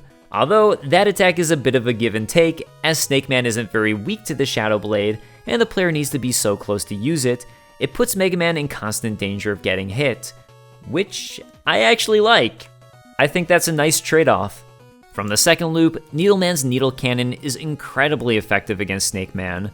Although, I think if you're struggling against Snake Man, you'll probably have a much harder time against both Needle Man or Gemini Man in the attempt to get the Needle Cannon. With Snake Man defeated, players will obtain the Search Snake ability, so it's time to head on over to Gemini Man. Gemini Man's stage consists of 4 very different challenges. The first is a general platform traversal with different types of enemies who will try to knock down your health. Next, there's these fish egg enemies, which isn't difficult whatsoever, but really acts as a way for players to stock up on health and even potentially get some 1-ups. Next is this penguin creating penguins, with the real challenge coming from the fact that these dragonfly robots will pop down behind Mega Man while the player is trying to deal with the penguins. And finally, there's a difficult traversal over an infinite death pit consisting of water. I honestly don't find the first 2 challenges particularly interesting. As a kid, I always enjoyed the fish egg robots, as you can maze out your own path and get lots of items, so it kind of feels good in that way, but it's not really an actual challenge in any way whatsoever. The Penguin Machine, or Pen Maker, is an interesting challenge. Players can actually iframe past this enemy if they want, but it takes so much damage from the player for touching it that definitely isn't advised. The Pen Maker, as its name suggests, creates small penguins that shoot out across the screen, which Mega Man will need to shoot and destroy to definitely stay safe, or take the risk and time out jumping over. However, the Pen Maker itself has only one weakness, that being its eyes, which players will need to jump to hit. So I like that this then forces players to, at some point, time out the jumps and risk getting hit by the smaller pens. The other obstacle that's interesting here are these dragonfly robots. These ones are particularly interesting in that they'll fly to one side of Mega Man, then drop down. As soon as they detect they're at the same height as Mega Man, whether he's jumping or standing, they'll then stop and launch forwards at Mega Man at the exact height. Once players figure these guys out, they aren't too difficult, as players just need to make sure not to jump, and then they can shoot the dragonfly when it reaches Mega Man's height. So it's a nice design in that these enemies are learnable and easy to deal with on their own. But what really strengthens these enemies are how they're utilized. In this section with the Pen Maker, players will be consistently wanting to jump up to attack the Pen Maker, automatically creating a situation where these dragonfly robots become more dangerous, as now they might travel across at a point where it's more difficult for Mega Man to destroy them, or avoid them if they detect Mega Man mid-jump. On top of that, as they can come at Mega Man from either side, this creates a new obstacle to deal with while also dealing with the pens that slide across the screen. Where they really shine though, is in the next section of the stage. In this final major section of the stage, if the player hasn't acquired Rush Marine, they'll have to take the much more precarious path of blocks that are above an infinite death pit of water. Most of the blocks are one tile large, meaning that any misstep and Mega Man hurtles to his doom. So the team put in two enemies to make this challenge far greater. The first are these Gyodaibo robots, who will travel through the water to Mega Man's exact position, then shoot up an explosive bomb. While this can catch Mega Man mid-air if the player isn't careful, the true danger is that when it hits the tile set underneath, it creates an explosion the player will need to jump over or move to a new tile to avoid. Mess up and you'll be knocked back to your doom. So now we have a situation where Mega Man is being forced to jump. So, of course, the perfect enemy to make this even more challenging is the Dragonfly robots, because they're easy to deal with unless you need to jump. So this creates an incredibly dangerous section where players will need to time out jumping over the explosive bombs while also timing out jumping, or not jumping, for the Dragonflies. And I think that's really clever. This section can be super challenging without Rush Marine, yes, but I think it's a good challenge with clever enemy usage. As I alluded to, if players have Rush Marine, they can easily avoid all of this as Rush Marine will safely allow them to travel through the water. So while this section is super difficult, it's nice then that struggling players have an easy way out if they need it. Another thing worth pointing out here is yet another bug, and one that's pretty fun. When Proto Man shows up in the stage, he'll help Mega Man by blowing up the path into Gemini Man's lair. However, something about sliding through the screen interrupts the call for Mega Man's controls to shut off until Proto Man finishes his cutscene. If I had to guess, this call is only made if Mega Man is in his normal grounded state, i.e. idling or running. So if players slide, they can actually jump before Mega Man returns to this normal state, and jump right through the barrier as there's no actual collision detection on it. This will bug out the game by shutting off the music and creating various sprite issues until the player reaches Gemini Man. It's not a bug I think most players will find on their own, and honestly, this is the type of bug that I find super fun as it feels like a cool, weird secret. Overall, I've honestly never been the biggest fan of Gemini Man's stage. Maybe it's the lack of consistency in challenges, or maybe it's my bias of not being a huge fan of the stage's music. I do like the final challenge of the stage, but beyond that, this is the one single level I always feel like I have to just sorta get it over with. But by getting it over with, we reach Gemini Man himself. Gemini Man is Crash Man from Mega Man 2 2.0. His pattern is pretty simple, but can be difficult to deal with. First, he and a clone will circle around Mega Man, and when Mega Man is using most weapons, including his Mega Buster, shoot whenever Mega Man shoots. This creates a pattern where players will need to time out both their jumping and shooting to ensure they never get hit. Halfway through the fight, one of the clones will be destroyed, and Mega Man will have a one-on-one with Gemini Man. Now, Gemini Man acts almost exactly like Crash Man, in that he'll jump whenever Mega Man shoots. However, he jumps much lower, meaning if players want to avoid Gemini Man during the jump, they'll need to slide under Gemini Man. The other main difference is that, while Crash Man would shoot his bombs mid-jump, Gemini Man will randomly shoot out his Gemini laser after some set timer finishes, that will then bounce across the screen, creating a new temporary obstacle. Overall, I think this is a really fun and well-designed fight. It can be challenging to get used to and learn his pattern, but once I did, at the very least, I've always had a lot of fun fighting Gemini Man Mega Buster only. Otherwise, the Surge Snake will make quick work of Gemini Man, and the Magnet Missile is a decent secondary option. One more note on him is that, like his stage, Gemini Man is a little bugged. For some reason, shooting him with the Mega Buster during his first phase doesn't always work. Mega Man will shoot a blank, and Gemini Man will still react with his own reactionary attack. It's pretty annoying, but at least if players know the pattern, it probably won't cost them the fight. Defeat Gemini Man, and it's on to our final robot master, Needle Man. Needle Man's stage is a relatively short stage of disparate challenges. There's a section with these needle enemies, then a short cruise across this wire mesh structure with completely different enemies, a section with needle spike traps Mega Man will have to time out, and finally, a short vertical climb.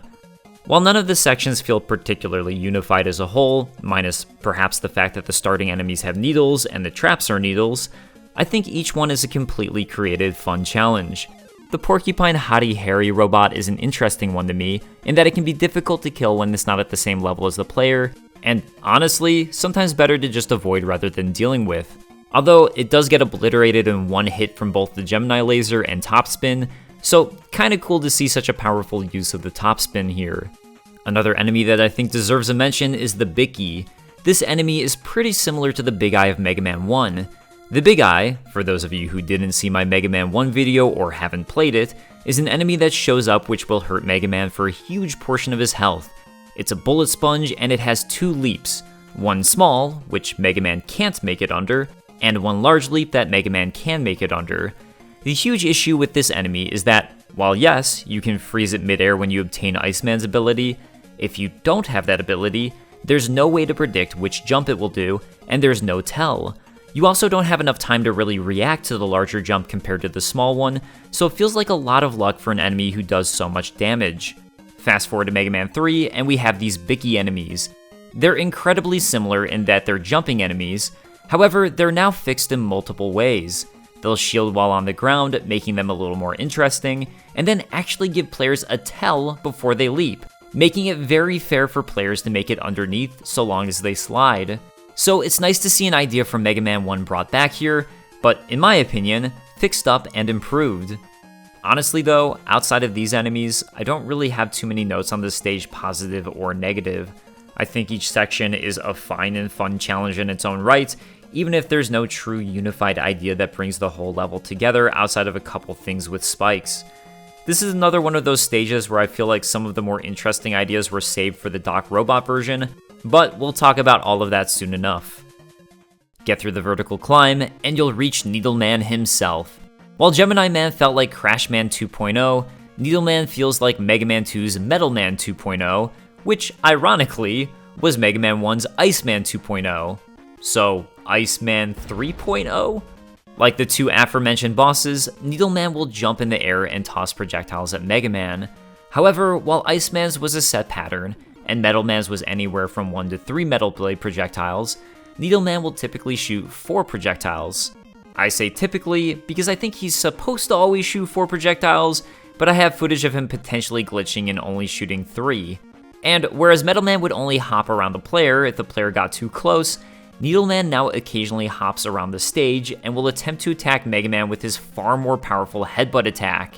Like the other bosses, the leap seems, in part, like a way to try and force players to slide in order to avoid taking damage.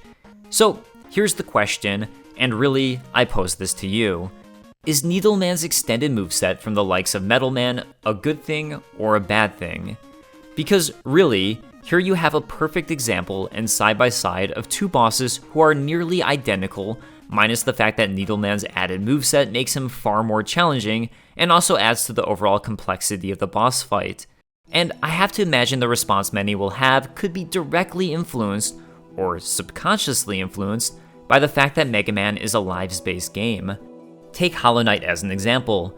Hollow Knight has exponentially more difficult bosses than Needle Man, but there's checkpoints immediately before most of these bosses, and players never have to worry about running out of lives. So it makes more challenging bosses feel more acceptable. The same could be said for Dark Souls, Elden Ring, or any of the From Software games. Now, we come back to Mega Man where dying results in a much larger punishment, with, typically speaking, far more progress lost if the player ends up with a game over. What that means is, I think ideally, these bosses should be designed with the idea that players should be able to beat them in 3 attempts, as Mega Man starts with 3 lives. Of course, you can have bosses be more or less difficult than this to add some variety, or based on the difficulty of their stages, but I think that's a pretty fair starting point. So, that means, E-tanks and boss weaknesses aside, a more challenging boss will make a much bigger difference in a game like Mega Man. For my part, that doesn't bother me. I really don't mind that Needle Man is more challenging, and of course, you do have tools like E-tanks and his boss weakness which will really alleviate the difficulty if a player needs it. But, while I usually think of extended boss movesets as a positive thing, I honestly enjoy fighting Metal Man over Needle Man. So maybe sometimes, especially in the case of the original Mega Man games, simple is better. But that's just me, and I do think it's worth saying that I don't think one boss is objectively better than the other. It really will depend on your tastes. As a counterexample, I think Gemini Man, who's a more complex Crash Man with a larger moveset, is more fun than Crash Man's fight. So, sorry Needle Man, it's not you, it's me. Or maybe it is you, I don't know. Something else I think is pretty notable about this fight is just how absolutely garbage Needle Man's weakness of the Gemini laser is against Needle Man. Not only does the laser cause massive slowdown, but if you miss Needle Man, the laser will bounce around the walls and the player won't have a chance to shoot again until it finally dissipates or hits Needle Man. It's not the best combo here, as Needle Man is already one of the toughest robot masters of Mega Man 3, and now his primary weakness can be a major hindrance. Maybe it's really that which put a sour taste in my mouth for Needle Man ever since I was a little kid, as that was back before I could really handle Needle Man Mega Buster only and often needed to rely on the Gemini laser. Defeat all of the robot masters and you'll unlock a brand new challenge to Mega Man 3, and one that would never be repeated, the Doc Wily robots. But before I get to discussing them and their stages, we've now obtained every weapon, so like in my Mega Man 2 video, it's worth discussing my thoughts on all of these. As a disclaimer, and the same I gave in my Mega Man 2 video, even as a kid, I didn't like using the boss weapons unless I absolutely needed to use them to help me defeat a boss. I think it was because they were a diminishing resource, and I was afraid I wouldn't have enough power in case I needed it for a boss fight. So, while I played through Mega Man 3 again, utilizing all of the weapons for this video, this isn't a lifetime of knowledge I'm coming at you with, and really, in some ways, my first impressions. So, let's go down the list. For defeating Top Man, you'll obtain his Top Spin. Conceptually, I think this is a really good idea. It's an ability where you can only attack while in midair, and it's a melee attack, meaning players will need to actually hit the enemy. For the enemies weak to the Top Spin, it will instantly kill them. For other enemies, Mega Man will instead get hurt. So it's a bit of a gamble to try using this weapon in the first place, which I think, combining that with the weapon ammo draining of the Mega Man games, makes it even less likely players will ever use this or try to experiment with it. And while I don't love that enemies who it doesn't work on hurt Mega Man, bouncing off them with no damage probably makes this attack a little too OP, I think, so I can understand why the team went this route. While, honestly, I'd probably never use the attack again in another playthrough, I do like how different it is, and I think the gamble aspect of it is okay. It makes this attack stand out and unique, which is pretty cool, even if it's not something I'd use. My main issue with this attack is that it feels kinda buggy. Sometimes when you hit an enemy, you'll get hurt and that's fine, but other times it will completely drain the top spin energy. Shadow Man's fight, especially, seems buggy with the top spin as it'll hurt players even when they use the attack and can unfairly drain its ammo. Maybe Mega Man needed updated collider info for this to work properly, but as it is, that's really my main grievance with it. For defeating Shadow Man, you'll obtain his Shadow Blade. Shadow Blade is basically a nerfed Metal Blade from Mega Man 2. In Mega Man 2, Mega Man could shoot the Metal Blade omnidirectional, and it had pretty close to unlimited ammo. On top of that, a surprising number of enemies and bosses were weak to the attack. All of this made for a pretty OP attack. So, Shadow Blade seemed to set out to correct that problem by, in particular, limiting the range of the attack. I'm not sure what the general consensus on the Shadow Blade is online, and I'm sure people who love destroying everything with the Metal Blade in Mega Man 2 might be disappointed by it, but I think this was a good way to balance out the weapon. I mean, really, the options were to either limit the power, range, or ammo capacity, so the team chose to limit the range. For defeating Sark Man, you'll receive the Spark Shock. The Spark Shock functions just like Iceman's Ice Slasher from Mega Man 1 in that it will freeze enemies, and honestly, it kinda stinks. I like that it does something different in that it shocks enemies and freezes them instead of outright destroying them, but oftentimes, this leads to you having an obstacle blocking your path that you'll have to run into and take damage if you want to move along. Mega Man 1, for all of its flaws, had both an enemy and obstacle where Ice Slasher truly was the trump card. The Big Eyes, who I complained quite a bit about in my Mega Man 1 analysis, I completely forgot could be frozen in mid-air by the Ice Slasher, and is one of the very few things that make this particular major enemy bearable and not just luck. Similarly, there's an obstacle in Fireman stage and Dr. Wily stage 1 where the Ice Slasher can help make the stages a little easier. The Spark Shock doesn't have this, and while yes, there are enemies like the one similar to the Big Eye from Mega Man 2, because that enemy is better designed overall, freezing the enemy doesn't really matter anymore. I think this ability could have been corrected if it both temporarily froze the enemy and either temporarily caused its damage frames to turn off, or temporarily became an obstacle players could jump on instead of hurting them. Yes, there would have to be balancing with that so the weapon doesn't become too OP, but as it stands, it's kind of a pointless weapon, unfortunately. For defeating Magnet Man, players will receive yet another flawed weapon in the Magnet Missile. This is another weapon that, in theory, should be a lot of fun to use. It shoots across the screen, then will fly up or down to any enemy who's above or below. With limited ammo, this is a great concept. Unfortunately, what isn't accounted for is that many enemies have projectiles that can be destroyed, and the Magnet Missile will home in on those instead of the enemy itself. So it creates a number of situations where the Magnet Missile feels flawed, and while this could be a deliberate choice, I'm not sure if I agree with it. For defeating Hard Man, players will receive the Hard Knuckle. The Hard Knuckle is similar to the Crash Bomb in that it's Mega Man's strong attack. However, the attack takes a long time to shoot, and once it's out, players can slightly adjust the angle of the attack by holding up or down. It can also destroy some select walls, just like the Crash Bomb. Like many of the other weapons so far, I like the idea of this attack in that it's slow and powerful, but I don't think it's powerful enough to account for just how slow it is. As I mentioned multiple times with bosses who are slightly weak to the Hard Knuckle, it's so slow it's better to just use Mega Man's Mega Buster in those cases. And honestly, I didn't really feel like it was all that much different from any other ability when I was using it in the stages, other than it just felt slow. For defeating Snake Man, players will receive the Search Snake. The Search Snake is similar to Bubble Lead of Mega Man 2 in that it will track the ground. However, unlike Bubble Lead, Search Snake can go up walls. This makes it a more versatile tool than Bubble Lead and more fun to use. Like Bubble Lead, the Search Snakes will immediately drop to the ground when Mega Man shoots them, which is a nice way to balance them out, as they won't be good for any enemies whose hitboxes are above the ground. So I really like this ability, and is one of my favorites from Mega Man 3. For defeating Gemini Man, players will receive the Gemini Laser. This one's another one that's a good concept, but doesn't really work all that well in practice. The idea is that if players miss an enemy, it will bounce off the walls. Like the Hard Knuckle, it's also a strong attack with limited ammo. And while the idea of a bouncing projectile attack is a lot of fun, because you can only shoot one, and players have to sit around and wait while the Gemini Laser is bouncing until it hurts an enemy or dissipates before they're allowed to shoot again, it makes using it risky in a way that I, at least, don't find too fun. I think the Mega Ball from Mega Man 8 is a better version of this same weapon, as it's a little quicker. Finally, for defeating Needle Man, players will receive the Needle Cannon. This is your rapid-fire weapon. Although, practically speaking, it doesn't really seem all that different to the Mega Buster, to me, so maybe I'm missing something, but it feels a little lacking for that reason.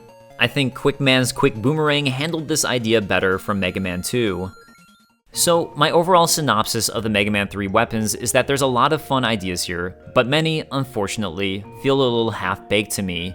I think overall, Mega Man 2 probably had a stronger selection of weapons with unique identities, although Mega Man 2 had its own problem in the Metal Blade so badly outshining the rest. So, sitting in front of us is a brand new concept to Mega Man 3, and one that I found in online discussions seems to be pretty controversial: the Doc Robots. I kept calling them Doc Wily robots throughout this video, and I already recorded and edited all of those sections, so I'm sorry. For some reason, that's what I always called them. Anyways, the Doc Robot stages, for anyone watching this video who hasn't played Mega Man 3, are a series of levels we'd previously beaten, but remixed with vastly more difficult challenges. On top of that, instead of one boss at the end of the stage, there are now two bosses, one halfway through and one at the end. These bosses are the Doc Robots, and each one takes on the personality and abilities of a Mega Man 2 boss. Honestly, I think the Doc Robots are a fun concept, and I like it more than the repeating double Wily castles of future titles, as it's more unique, and it's a remix on the original stages, but more challenging. That said, there are some baffling decisions within the stages, and there's both negative and positives to this choice. So for all of you detractors of these stages, listen up, as I'm about to run some major defense, before doubling back and pointing out all of the negatives. A consistent theme in the Mega Man games is that the first portion of the game are a series of robot masters players can non-linearly choose who to fight against. Once they're defeated, the game suddenly becomes linear, and players are funneled into a more traditional stage progression during the Dr. Wily Castle segment. However, something cool that the Doc Robots do is they act like the Wily Castle stages, but are now non-linear. Just like the first portion of the game, players can choose which order to tackle these in, and if they're struggling with one Doc Robot, which for me as a kid was always the Needle Man one, they can leave and try another stage before coming back. So it's definitely a nice perk that this continues the theme of non-linearity. Beyond that, I think one reason some players might dislike these stages is more so the window dressing. The music and artwork are the same as the stage they're remixing, so it feels like you're back to the same stage you'd already played. But something I truly wonder is if you change the music and the artwork, if as many people would dislike these stages or feel like they're just repeating what they'd already done. I think some of the challenges in these stages are both interesting and well designed, so I honestly do wonder if some of this comes from a negative bias towards seeing the same thing visually repeated. I've definitely caught myself with my own biases when replaying some of these games. For example, I've been realizing that the music of a stage pretty strongly affects my overall enjoyment of the level. I absolutely hate Drill Man stage from Mega Man 4, and really, I think it's because I just don't like the music or being in the red underground area of the stage, as opposed to the actual stage design, enemies, or challenges. To continue some things I like before I talk about the negatives of these stages, I want to point out specific examples stage by stage. In Gemini Man's Doc Robot stage, I feel like the first half of the level is far more interesting than the first half of the normal stage. The beginning outer space section has a more interesting layout, and the inside section with the fish eggs is far more interesting, as there's a bed of spikes underneath one of the areas with fish eggs. That means eager players who shoot everything can create a harder path for themselves. This idea definitely could have been explored further, as really that's the interesting idea you can do with these fish eggs, but still, it unfortunately wasn't. The second half has a portion that would seem to require Rush Marine, and while it's not the most interesting challenge in the world, as challenges that force the use of the Rush abilities rarely are, at least it was a decent attempt. That said, you can actually make it through this section with Rush Jet, and if you're willing to take damage, you can even iframe through this challenge, which is kinda cool. Needle Man's Doc Robot stage further explores the needle trap in its first half, and again, creates a much more interesting challenge than the actual base stage has. The second half sees a Rush Jet sequence that I'll talk about in far more detail in a bit, but I do want to quickly mention that as a positive, it, again, is a much more interesting concept than what we usually see with these abilities, as it will require Mega Man to path out getting energy recharges before he runs out, and it acts as a timer challenge. Shadow Man's remix stage, again, as per the theme, has a far more interesting challenge based around the running exploding grenades and hologram projectors. It adds these traps that drop out from underneath Mega Man when Mega Man hops on them, and as the only thing players can see when the hologram is on is these platforms and the enemies, it makes it more intense as players won't know if they'll be dropping to safety or an infinite death pit. The initial drop sequence adds insta-death spikes on the walls, making the section more than just a drop, but an actual challenge. Finally, Sark Man stage has a section with the Lekins that adds these spinning gears, infinite death pits, and spike traps, making for a much more interesting platform sequence than we actually saw in the base stage. The junk blocks, which I probably talked about way too much during Sark Man's section, has a far more interesting challenge in this one that's in between infinite death pits. It forces players to really understand how these blocks work, whereas the original ones you could just sorta BS your way through. So really, I like a lot of what these stages have to offer.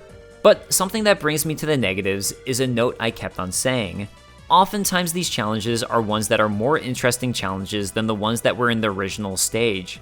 So what that means is, if some of these portions had been cut out of the Doc Robot stages and instead inserted into the original base stages, while removing some of the less cohesive challenges of those base stages, you might have a much more interesting singular level with a consistent theme throughout it.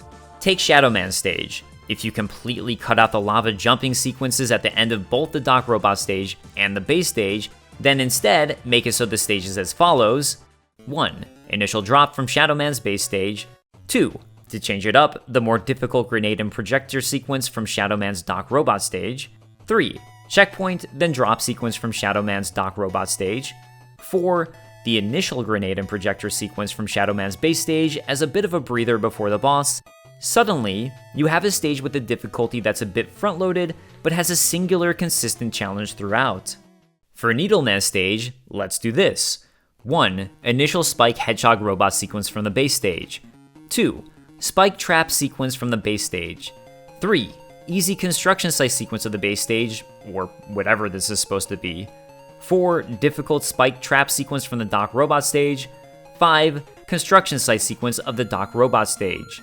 Now you have a difficulty ramp and something a little more consistent. Both Sark Man stages are perfect, don't touch those.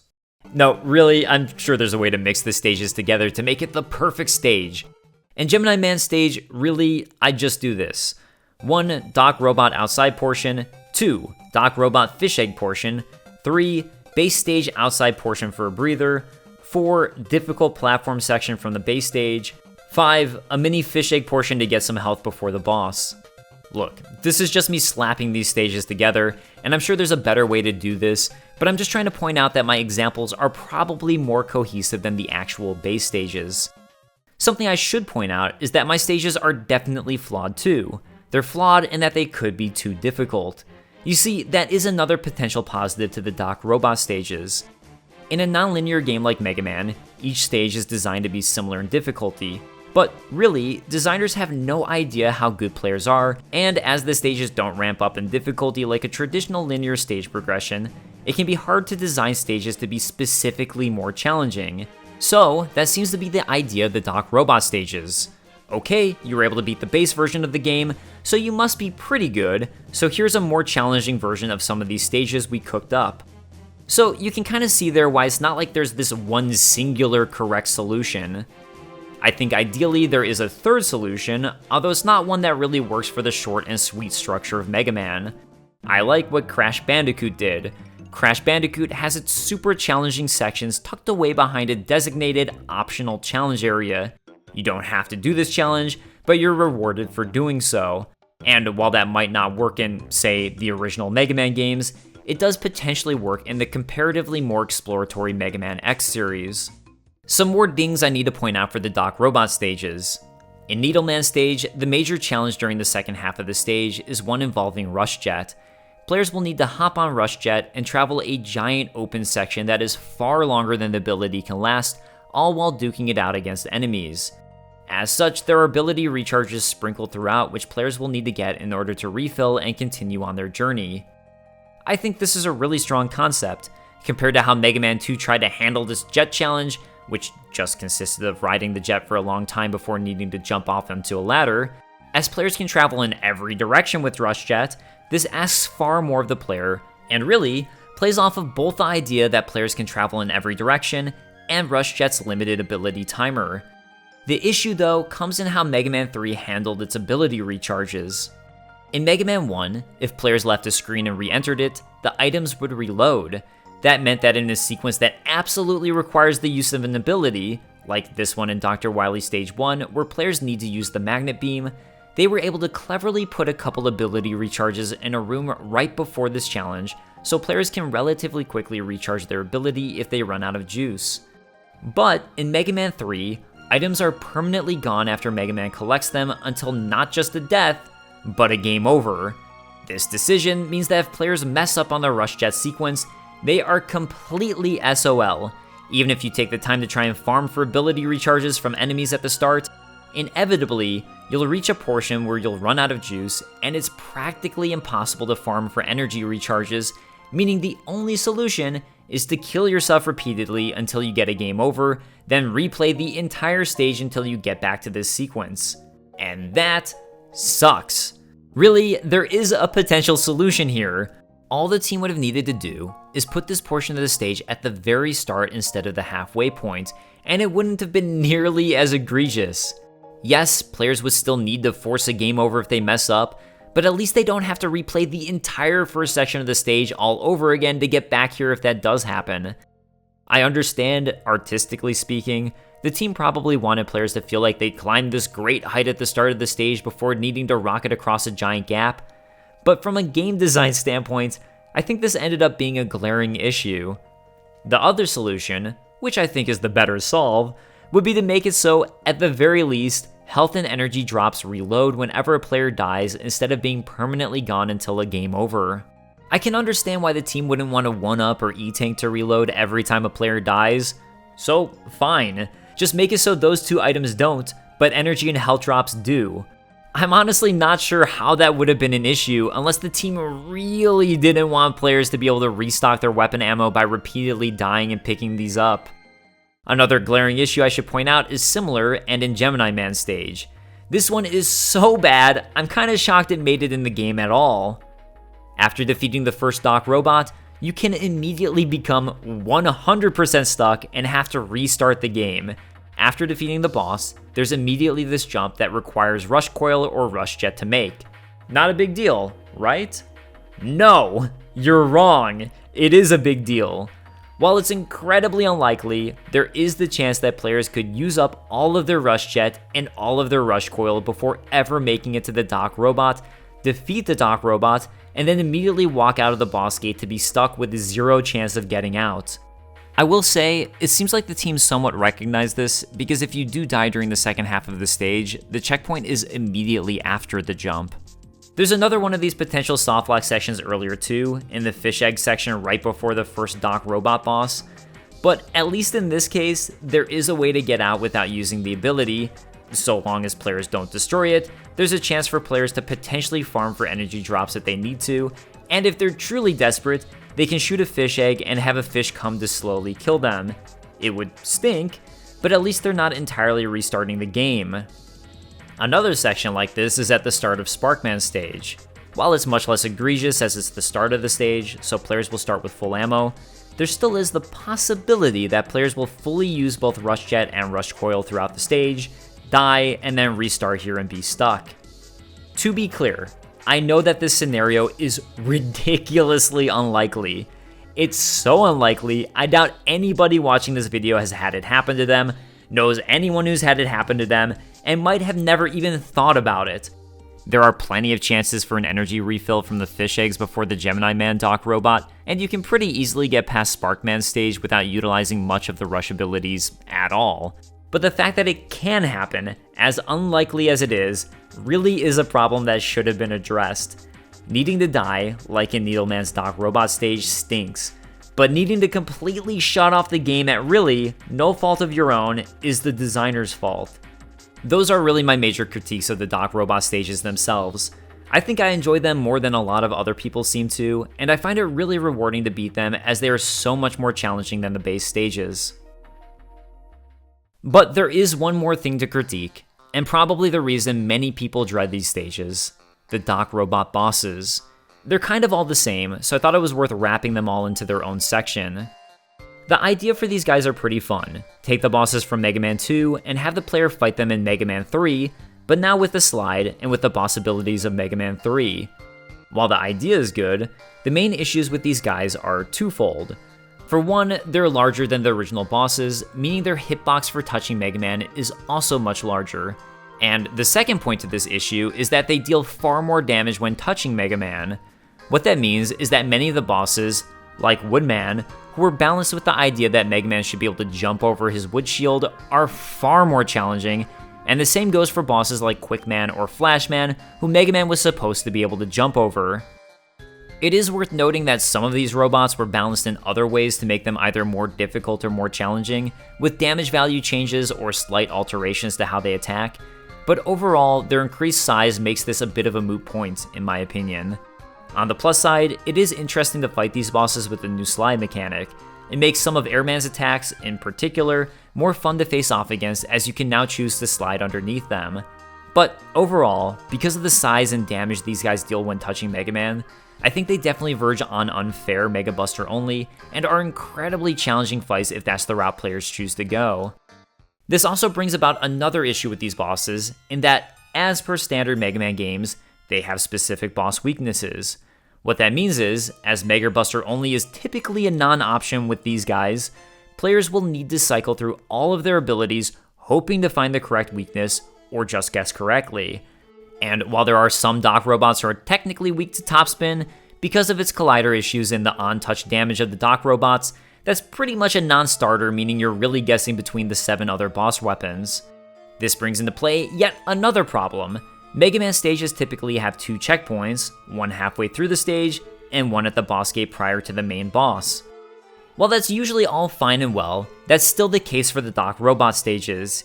Each dock robot stage has 2 dock robots the players will have to fight, one midway through the stage and one at the end, and the first checkpoint is activated after defeating the first of the 2 dock robots, meaning if players die to the first dock robot simply because they couldn't find his weakness, it's all the way back to the start of the stage.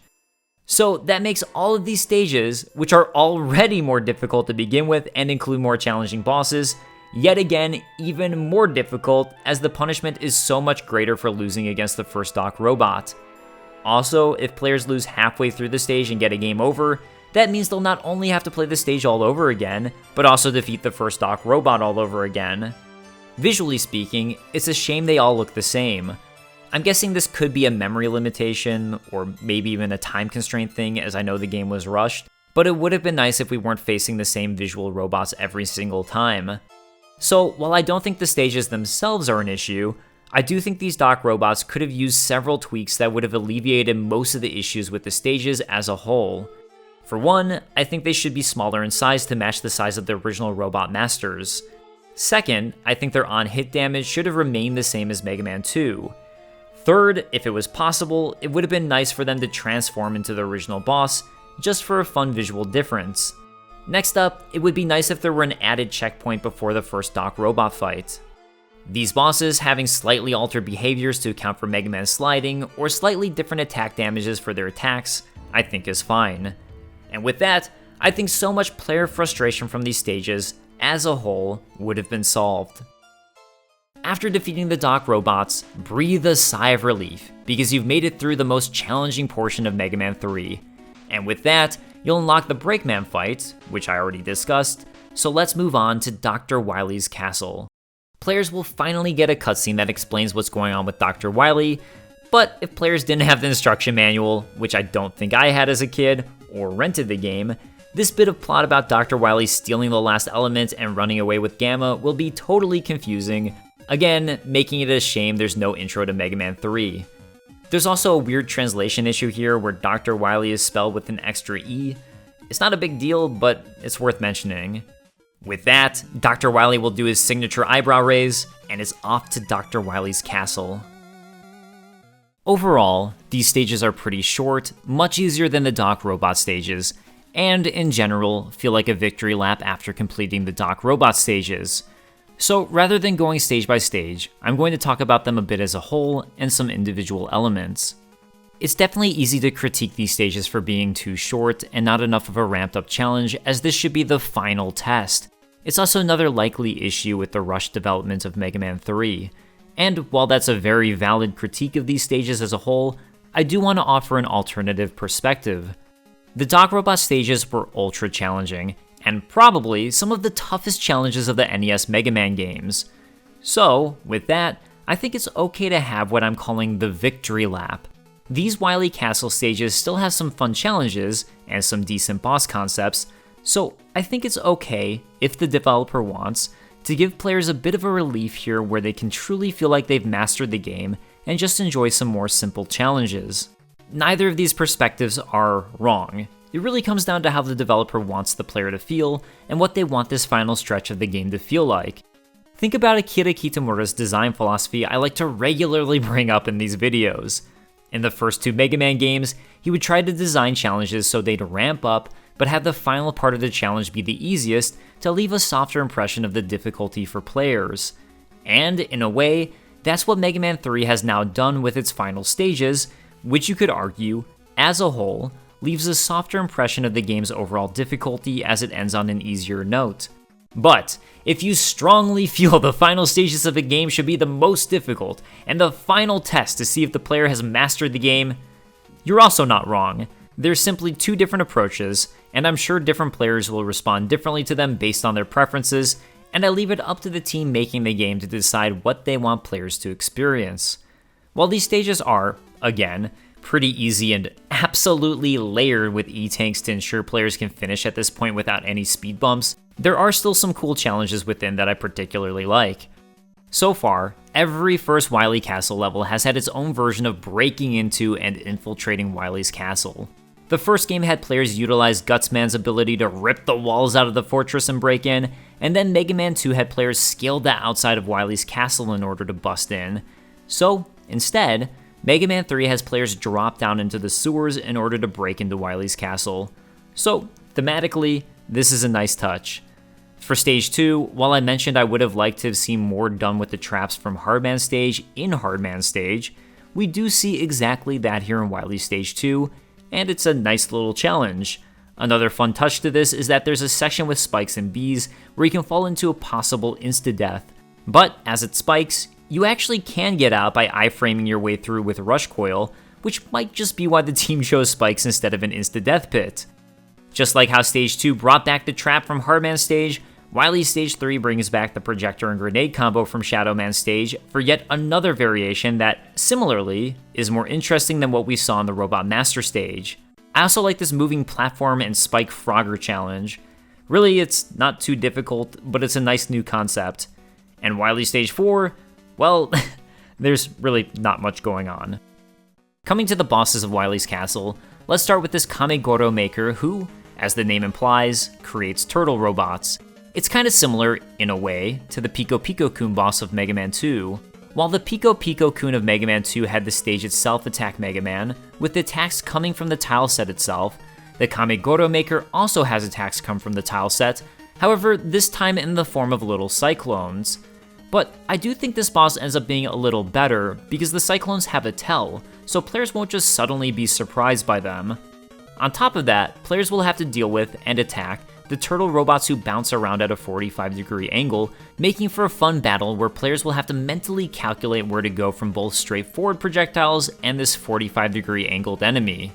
For Dr. Wily Stage 2, players will have to go up against the Yellow Devil MK2. As the name implies, this is an upgraded version of the Yellow Devil boss fight from Mega Man 1. In theory, this should be a more interesting and fun battle as it's the Yellow Devil from Mega Man 1, but with an extended moveset. Instead, it ends up being better in some ways, and worse in others. On the positive end, unlike the Yellow Devil of Mega Man 1, who had an eye that would form in a random spot, and oftentimes, one that Mega Man's Mega Buster can't hit if players are choosing to go Mega Buster only, the Mark II's eye is always in the same place. Also, unlike the original Yellow Devil, this phase with the eyeball lasts much longer, giving players an opportunity to get far more attacks in before the Yellow Devil switches sides. While that's all fine and good, and honestly makes for a much easier battle for better or worse, the main issue with this boss comes in the new way that it can transfer sides. Both Yellow Devils will break apart into small balls that shoot across the screen, which Mega Man will have to avoid. And this attack, in both versions, is fine. But the issue comes from the Mark II's brand new way to sometimes travel across the screen, and that it will turn into a number of bouncing balls which Mega Man is supposed to slide under to avoid. The idea here is fine, but for some reason, it seems like the hitbox of the Yellow Devil itself, from where it's intended to form, is put in place the moment the attack starts, even though there's nothing visually there. So you can walk into nothing and still get injured. Even worse yet, walking into this invisible hitbox hurts Mega Man for 8 damage, meaning 1/4 of his health bar. So, a buggy boss where the bugs absolutely impact the fun of the fight. I actually think this would be a fun fight, and perhaps even more fun than the original Yellow Devil, were this not the case. But it is, and while I'm sure it's possible to avoid this attack, it makes it far less fun to do, as you'll have to figure out where invisible hitboxes are, plus have far less of a chance to really slide through properly due to the now limited space to do so. Like how the original Yellow Devil could be taken out fairly easily with the Lekman's attack, here in Mega Man 3, the Hard Knuckle and Shadow Blade will quickly and easily take out the Yellow Devil Mark II, and on top of that, unlike Mega Man 1, Mega Man 3 now includes E-Tanks, with them sprinkled absolutely everywhere in Dr. Wily's castle, so players who are struggling should be able to easily deal with this guy. Stage 3 of Wily's castle has a Holograph Mega Man boss battle, where Mega Man will have to duke it out against 3 projections of himself. 2 of these will be fake images, and 1 will take damage.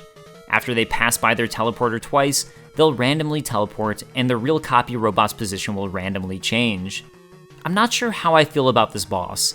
It's not a particularly difficult fight, as once you find the correct copy robot, you can plow attacks into it as it has no iframes, but it's also total luck if you'll find the copy robot.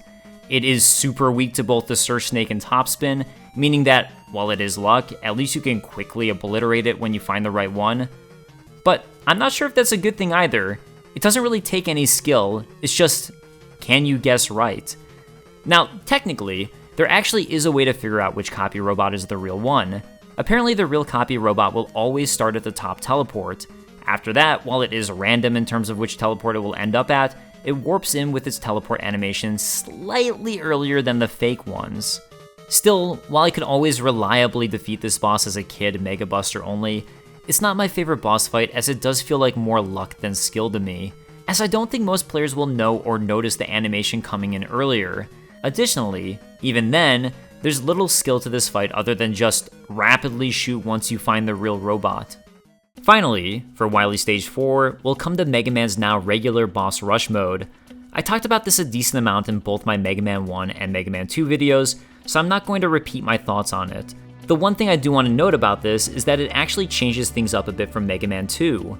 Mega Man 2's boss rush was interesting in that, while bosses had some unique chambers in Mega Man 2, with Metal Man's boss chamber utilizing his moving platform, Bubble Man's boss chamber including spike traps on the ceiling, and Quick Man or Flash Man's boss chamber not being flat, during the boss rush, every boss was in the same uniform flat boss chamber with no additional elements.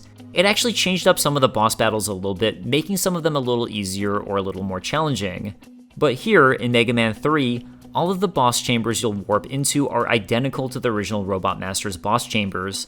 I have a feeling this has to do with some of their boss patterns probably not behaving correctly if they were in a flat boss chamber. While Snake Man's boss pattern might have worked on a flat stage, I think Spark Man's might not have. I don't mind either decision in terms of changing up the boss chamber or keeping it the same. It's a slightly different feel, and I think what you prefer will really be a preference thing here. Finish the boss rush, and you'll be greeted by Dr. Wily in a giant crab-like machine. The first phase will involve the machine inching forwards as a turret shoots at Mega Man. Once this is destroyed, the outer shell protecting Dr. Wily will reveal his location, and Mega Man will need to shoot at the exposed Wily bubble while avoiding lob shot bullets and the crab nail legs. After every full left and right nail movement, Wily will slam down in an attempt to hit Mega Man just in case the player is under him. Phase 1 is incredibly simple. All the player will need to do is jump over a circling bullet and rapid fire the turret. This phase is weak to a number of abilities, but honestly, Mega Buster is effective and simple, so it's not really necessary. Phase 2, however, is another story. The player will only be able to hit Wily with the Mega Buster when he slams down, meaning players will need to cross under Wily when it's actually safe, and constantly avoid the lob shots during this portion and after, as they're aimed at Mega Man's location when they shoot out. Still, once players get used to it, it ends up being a pretty readable pattern. It's something I never thought of as a kid, and I'd end up doing probably what I'm now realizing is the worst strategy and use Shadow Man's ability, as I could get under Dr. Wily and directly shoot up. However, that would result in me getting peppered with bullets and slammed down on, and I'd always inevitably need to use one of my 9 E-tanks. Just another reason this fight ended up being a little anticlimactic. There are some good, genuine strategies for taking down Phase 2. Hardman's Hard Knuckle will destroy this in just 4 hits. On top of that, players can ride up on Rush Jet and quickly knock down Wily's health as, like the Holograph Mega Man's, he has no iframes. Putting aside the E-tanks for a moment, I actually like this boss and think it's well designed. There are multiple viable strategies for taking him down, with each one being a different level of difficulty, and they're all genuinely viable without feeling unfair, including Mega Buster only. The Wily Machines are always weak to one of Mega Man's abilities, as that's kind of the point of getting them and goal of the game, which makes a lot of sense. But the Mega Buster strategy isn't too ridiculous to learn, and can be a lot of fun even if it's a little slow. And while yes, Rush Jet is a bit of a cheese, this is something I never thought to use, ever, for this boss. I found out about the strategy as I was writing this because I was curious about any strategies I might not have known for defeating Wily Machine 3. But I actually think it's pretty cool that a clever player could have figured this out. Is it a little OP? Maybe, but I suppose you could say the same thing about any weakness. I think the only negative I can really think of here is what I briefly mentioned, that I had 9 E-tanks. This is something I brought up a little in my Mega Man 2 video. In Mega Man 2, players only get a total of 4 E-tanks, and I think that would be a better number where players can stock up if they need to, but not totally trivialize the end of the game. However, Mega Man 3 now allows players to collect up to 9 E-tanks, and I think this is overkill. It really takes away a lot of tension from using E-tanks, as there are so many in the game and Mega Man can stock up such a massive amount. And while you could argue that it's just there for players who need it, and I understand, I think it can also create the negative effect where at the end of Mega Man 3, players don't need to learn much of anything or try, and can just bum rush a boss with a stupid strategy, like I would do with Shadow Man, because why not? You have 9 E-tanks. You can use 4 of these in one fight and still have more than the max amount in Mega Man 2. Defeat Wily Machine 3 and Dr. Wily will pop out. But, surprise! It's a robot Dr. Wily. So, it's on to the final battle. Dr. Wily controlling the super robot Gamma. The concept here is a full-screen boss fight as Gamma is larger than the screen itself, which is brand new to Mega Man. Phase 1 sees a small Gamma head shooting lob shots at Mega Man in a similar fashion to Wily Machine 3's second phase, but much easier to deal with as there's no crab robot in the way to hurt Mega Man while the player is trying to dodge out of the lob shots. Phase 2 sees Wily install himself onto Gamma's head. Wily will shoot projectiles at Mega Man out of Gamma's mouth and have his spiked fist come in to smash Mega Man from the side. I find Phase 1 to be pretty forgettable. It's not a bad challenge per se, but it feels a little simplistic and out of place here in my opinion. Phase 2 on the other hand, I like the concept a lot, although I think the execution could use a little work. The idea of Mega Man needing to climb on the fist of Gamma in order to reach a point where the player can actually attack Dr. Wily is a cool concept, but once players make it up the first time, unless they mess up and fall off, that part of the boss is done. Period. It would have been nice to see this idea played out a little further than one brief platforming moment. Additionally, Gamma will constantly shoot at Mega Man even when the fist is shooting out. I find this to be a little annoying, as the shot can knock Mega Man off of the fist if it hits him. It doesn't feel challenging to me, as the fist seems to slam in at a random time, and while I believe the projectiles shooting out of Gamma's mouth are on a set timer, so this is technically fair, for me and to my play sensibilities, this verges more on annoying. I think if you have a first phase where one attack, say this mouth projectile, is on a set timer that players need to deal with alone, it creates a nice way for a second phase where a second timed attack that's on a different rhythm can happen. It would prep the player a little more for a rhythm shot they need to work against, as opposed to being thrown into multiple different timers at once. Once players make it above the fist and onto the platform near Dr. Wily, the challenge becomes a little different. Players will need to either toss search snakes into Wily's cockpit to whittle down his health, all while timing out and avoiding Gamma's mouth projectile, or can use the top spin to immediately destroy Gamma in one hit. I enjoy this portion a lot. While yes, top spin is an insta-kill and you could view that negatively, I don't think this boss fight is too difficult either way, so it seems like a fun way to put an exclamation mark on the game with an insta-kill if you so want.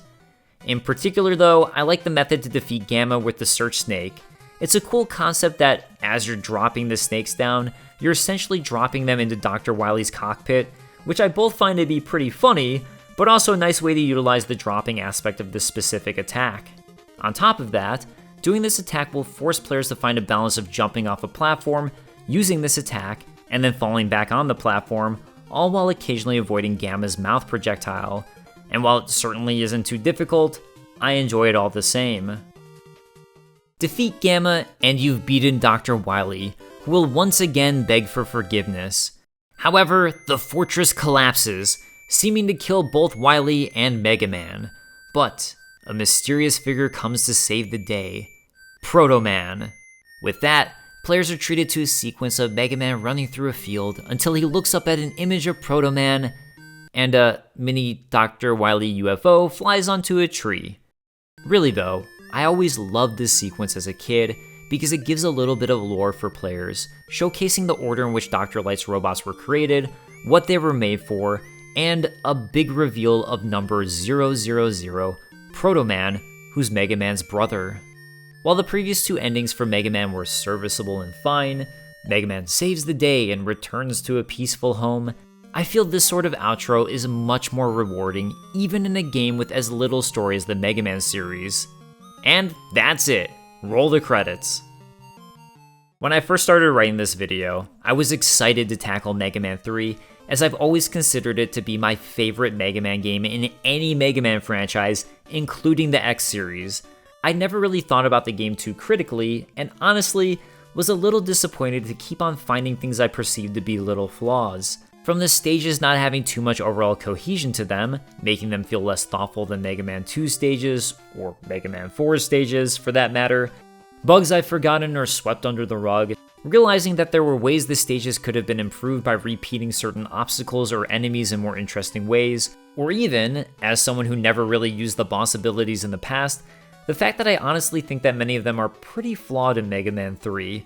In fact, I honestly started to dread that people watching this who, like me, also love Mega Man 3, would hate my video and see it as a sort of betrayal in a way. But here's the thing. For me, it's a game that's more than the sum of its parts. Yes, it's flawed. Yes, I can dissect various issues in the game and now truly understand Keiji Inafune when he expresses disappointment with Mega Man 3, whereas in the past, I thought he was kind of crazy for the displeasure he'd expressed over Mega Man 3. But I still love this game.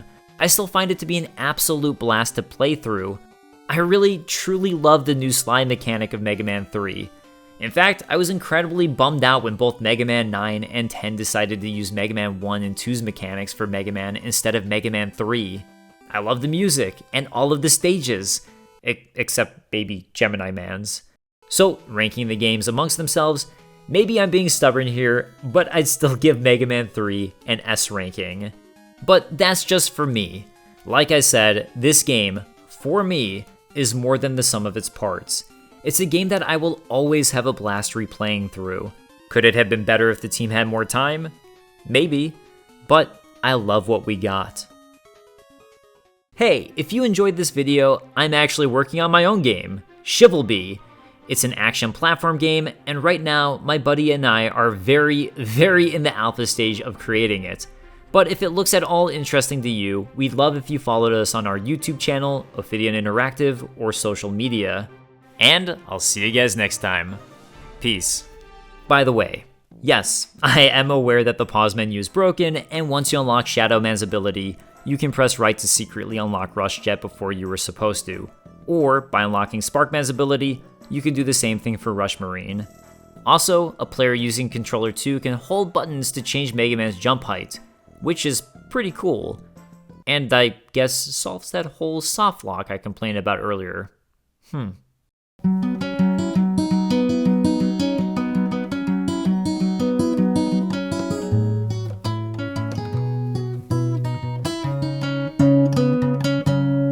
Ah, it's so close.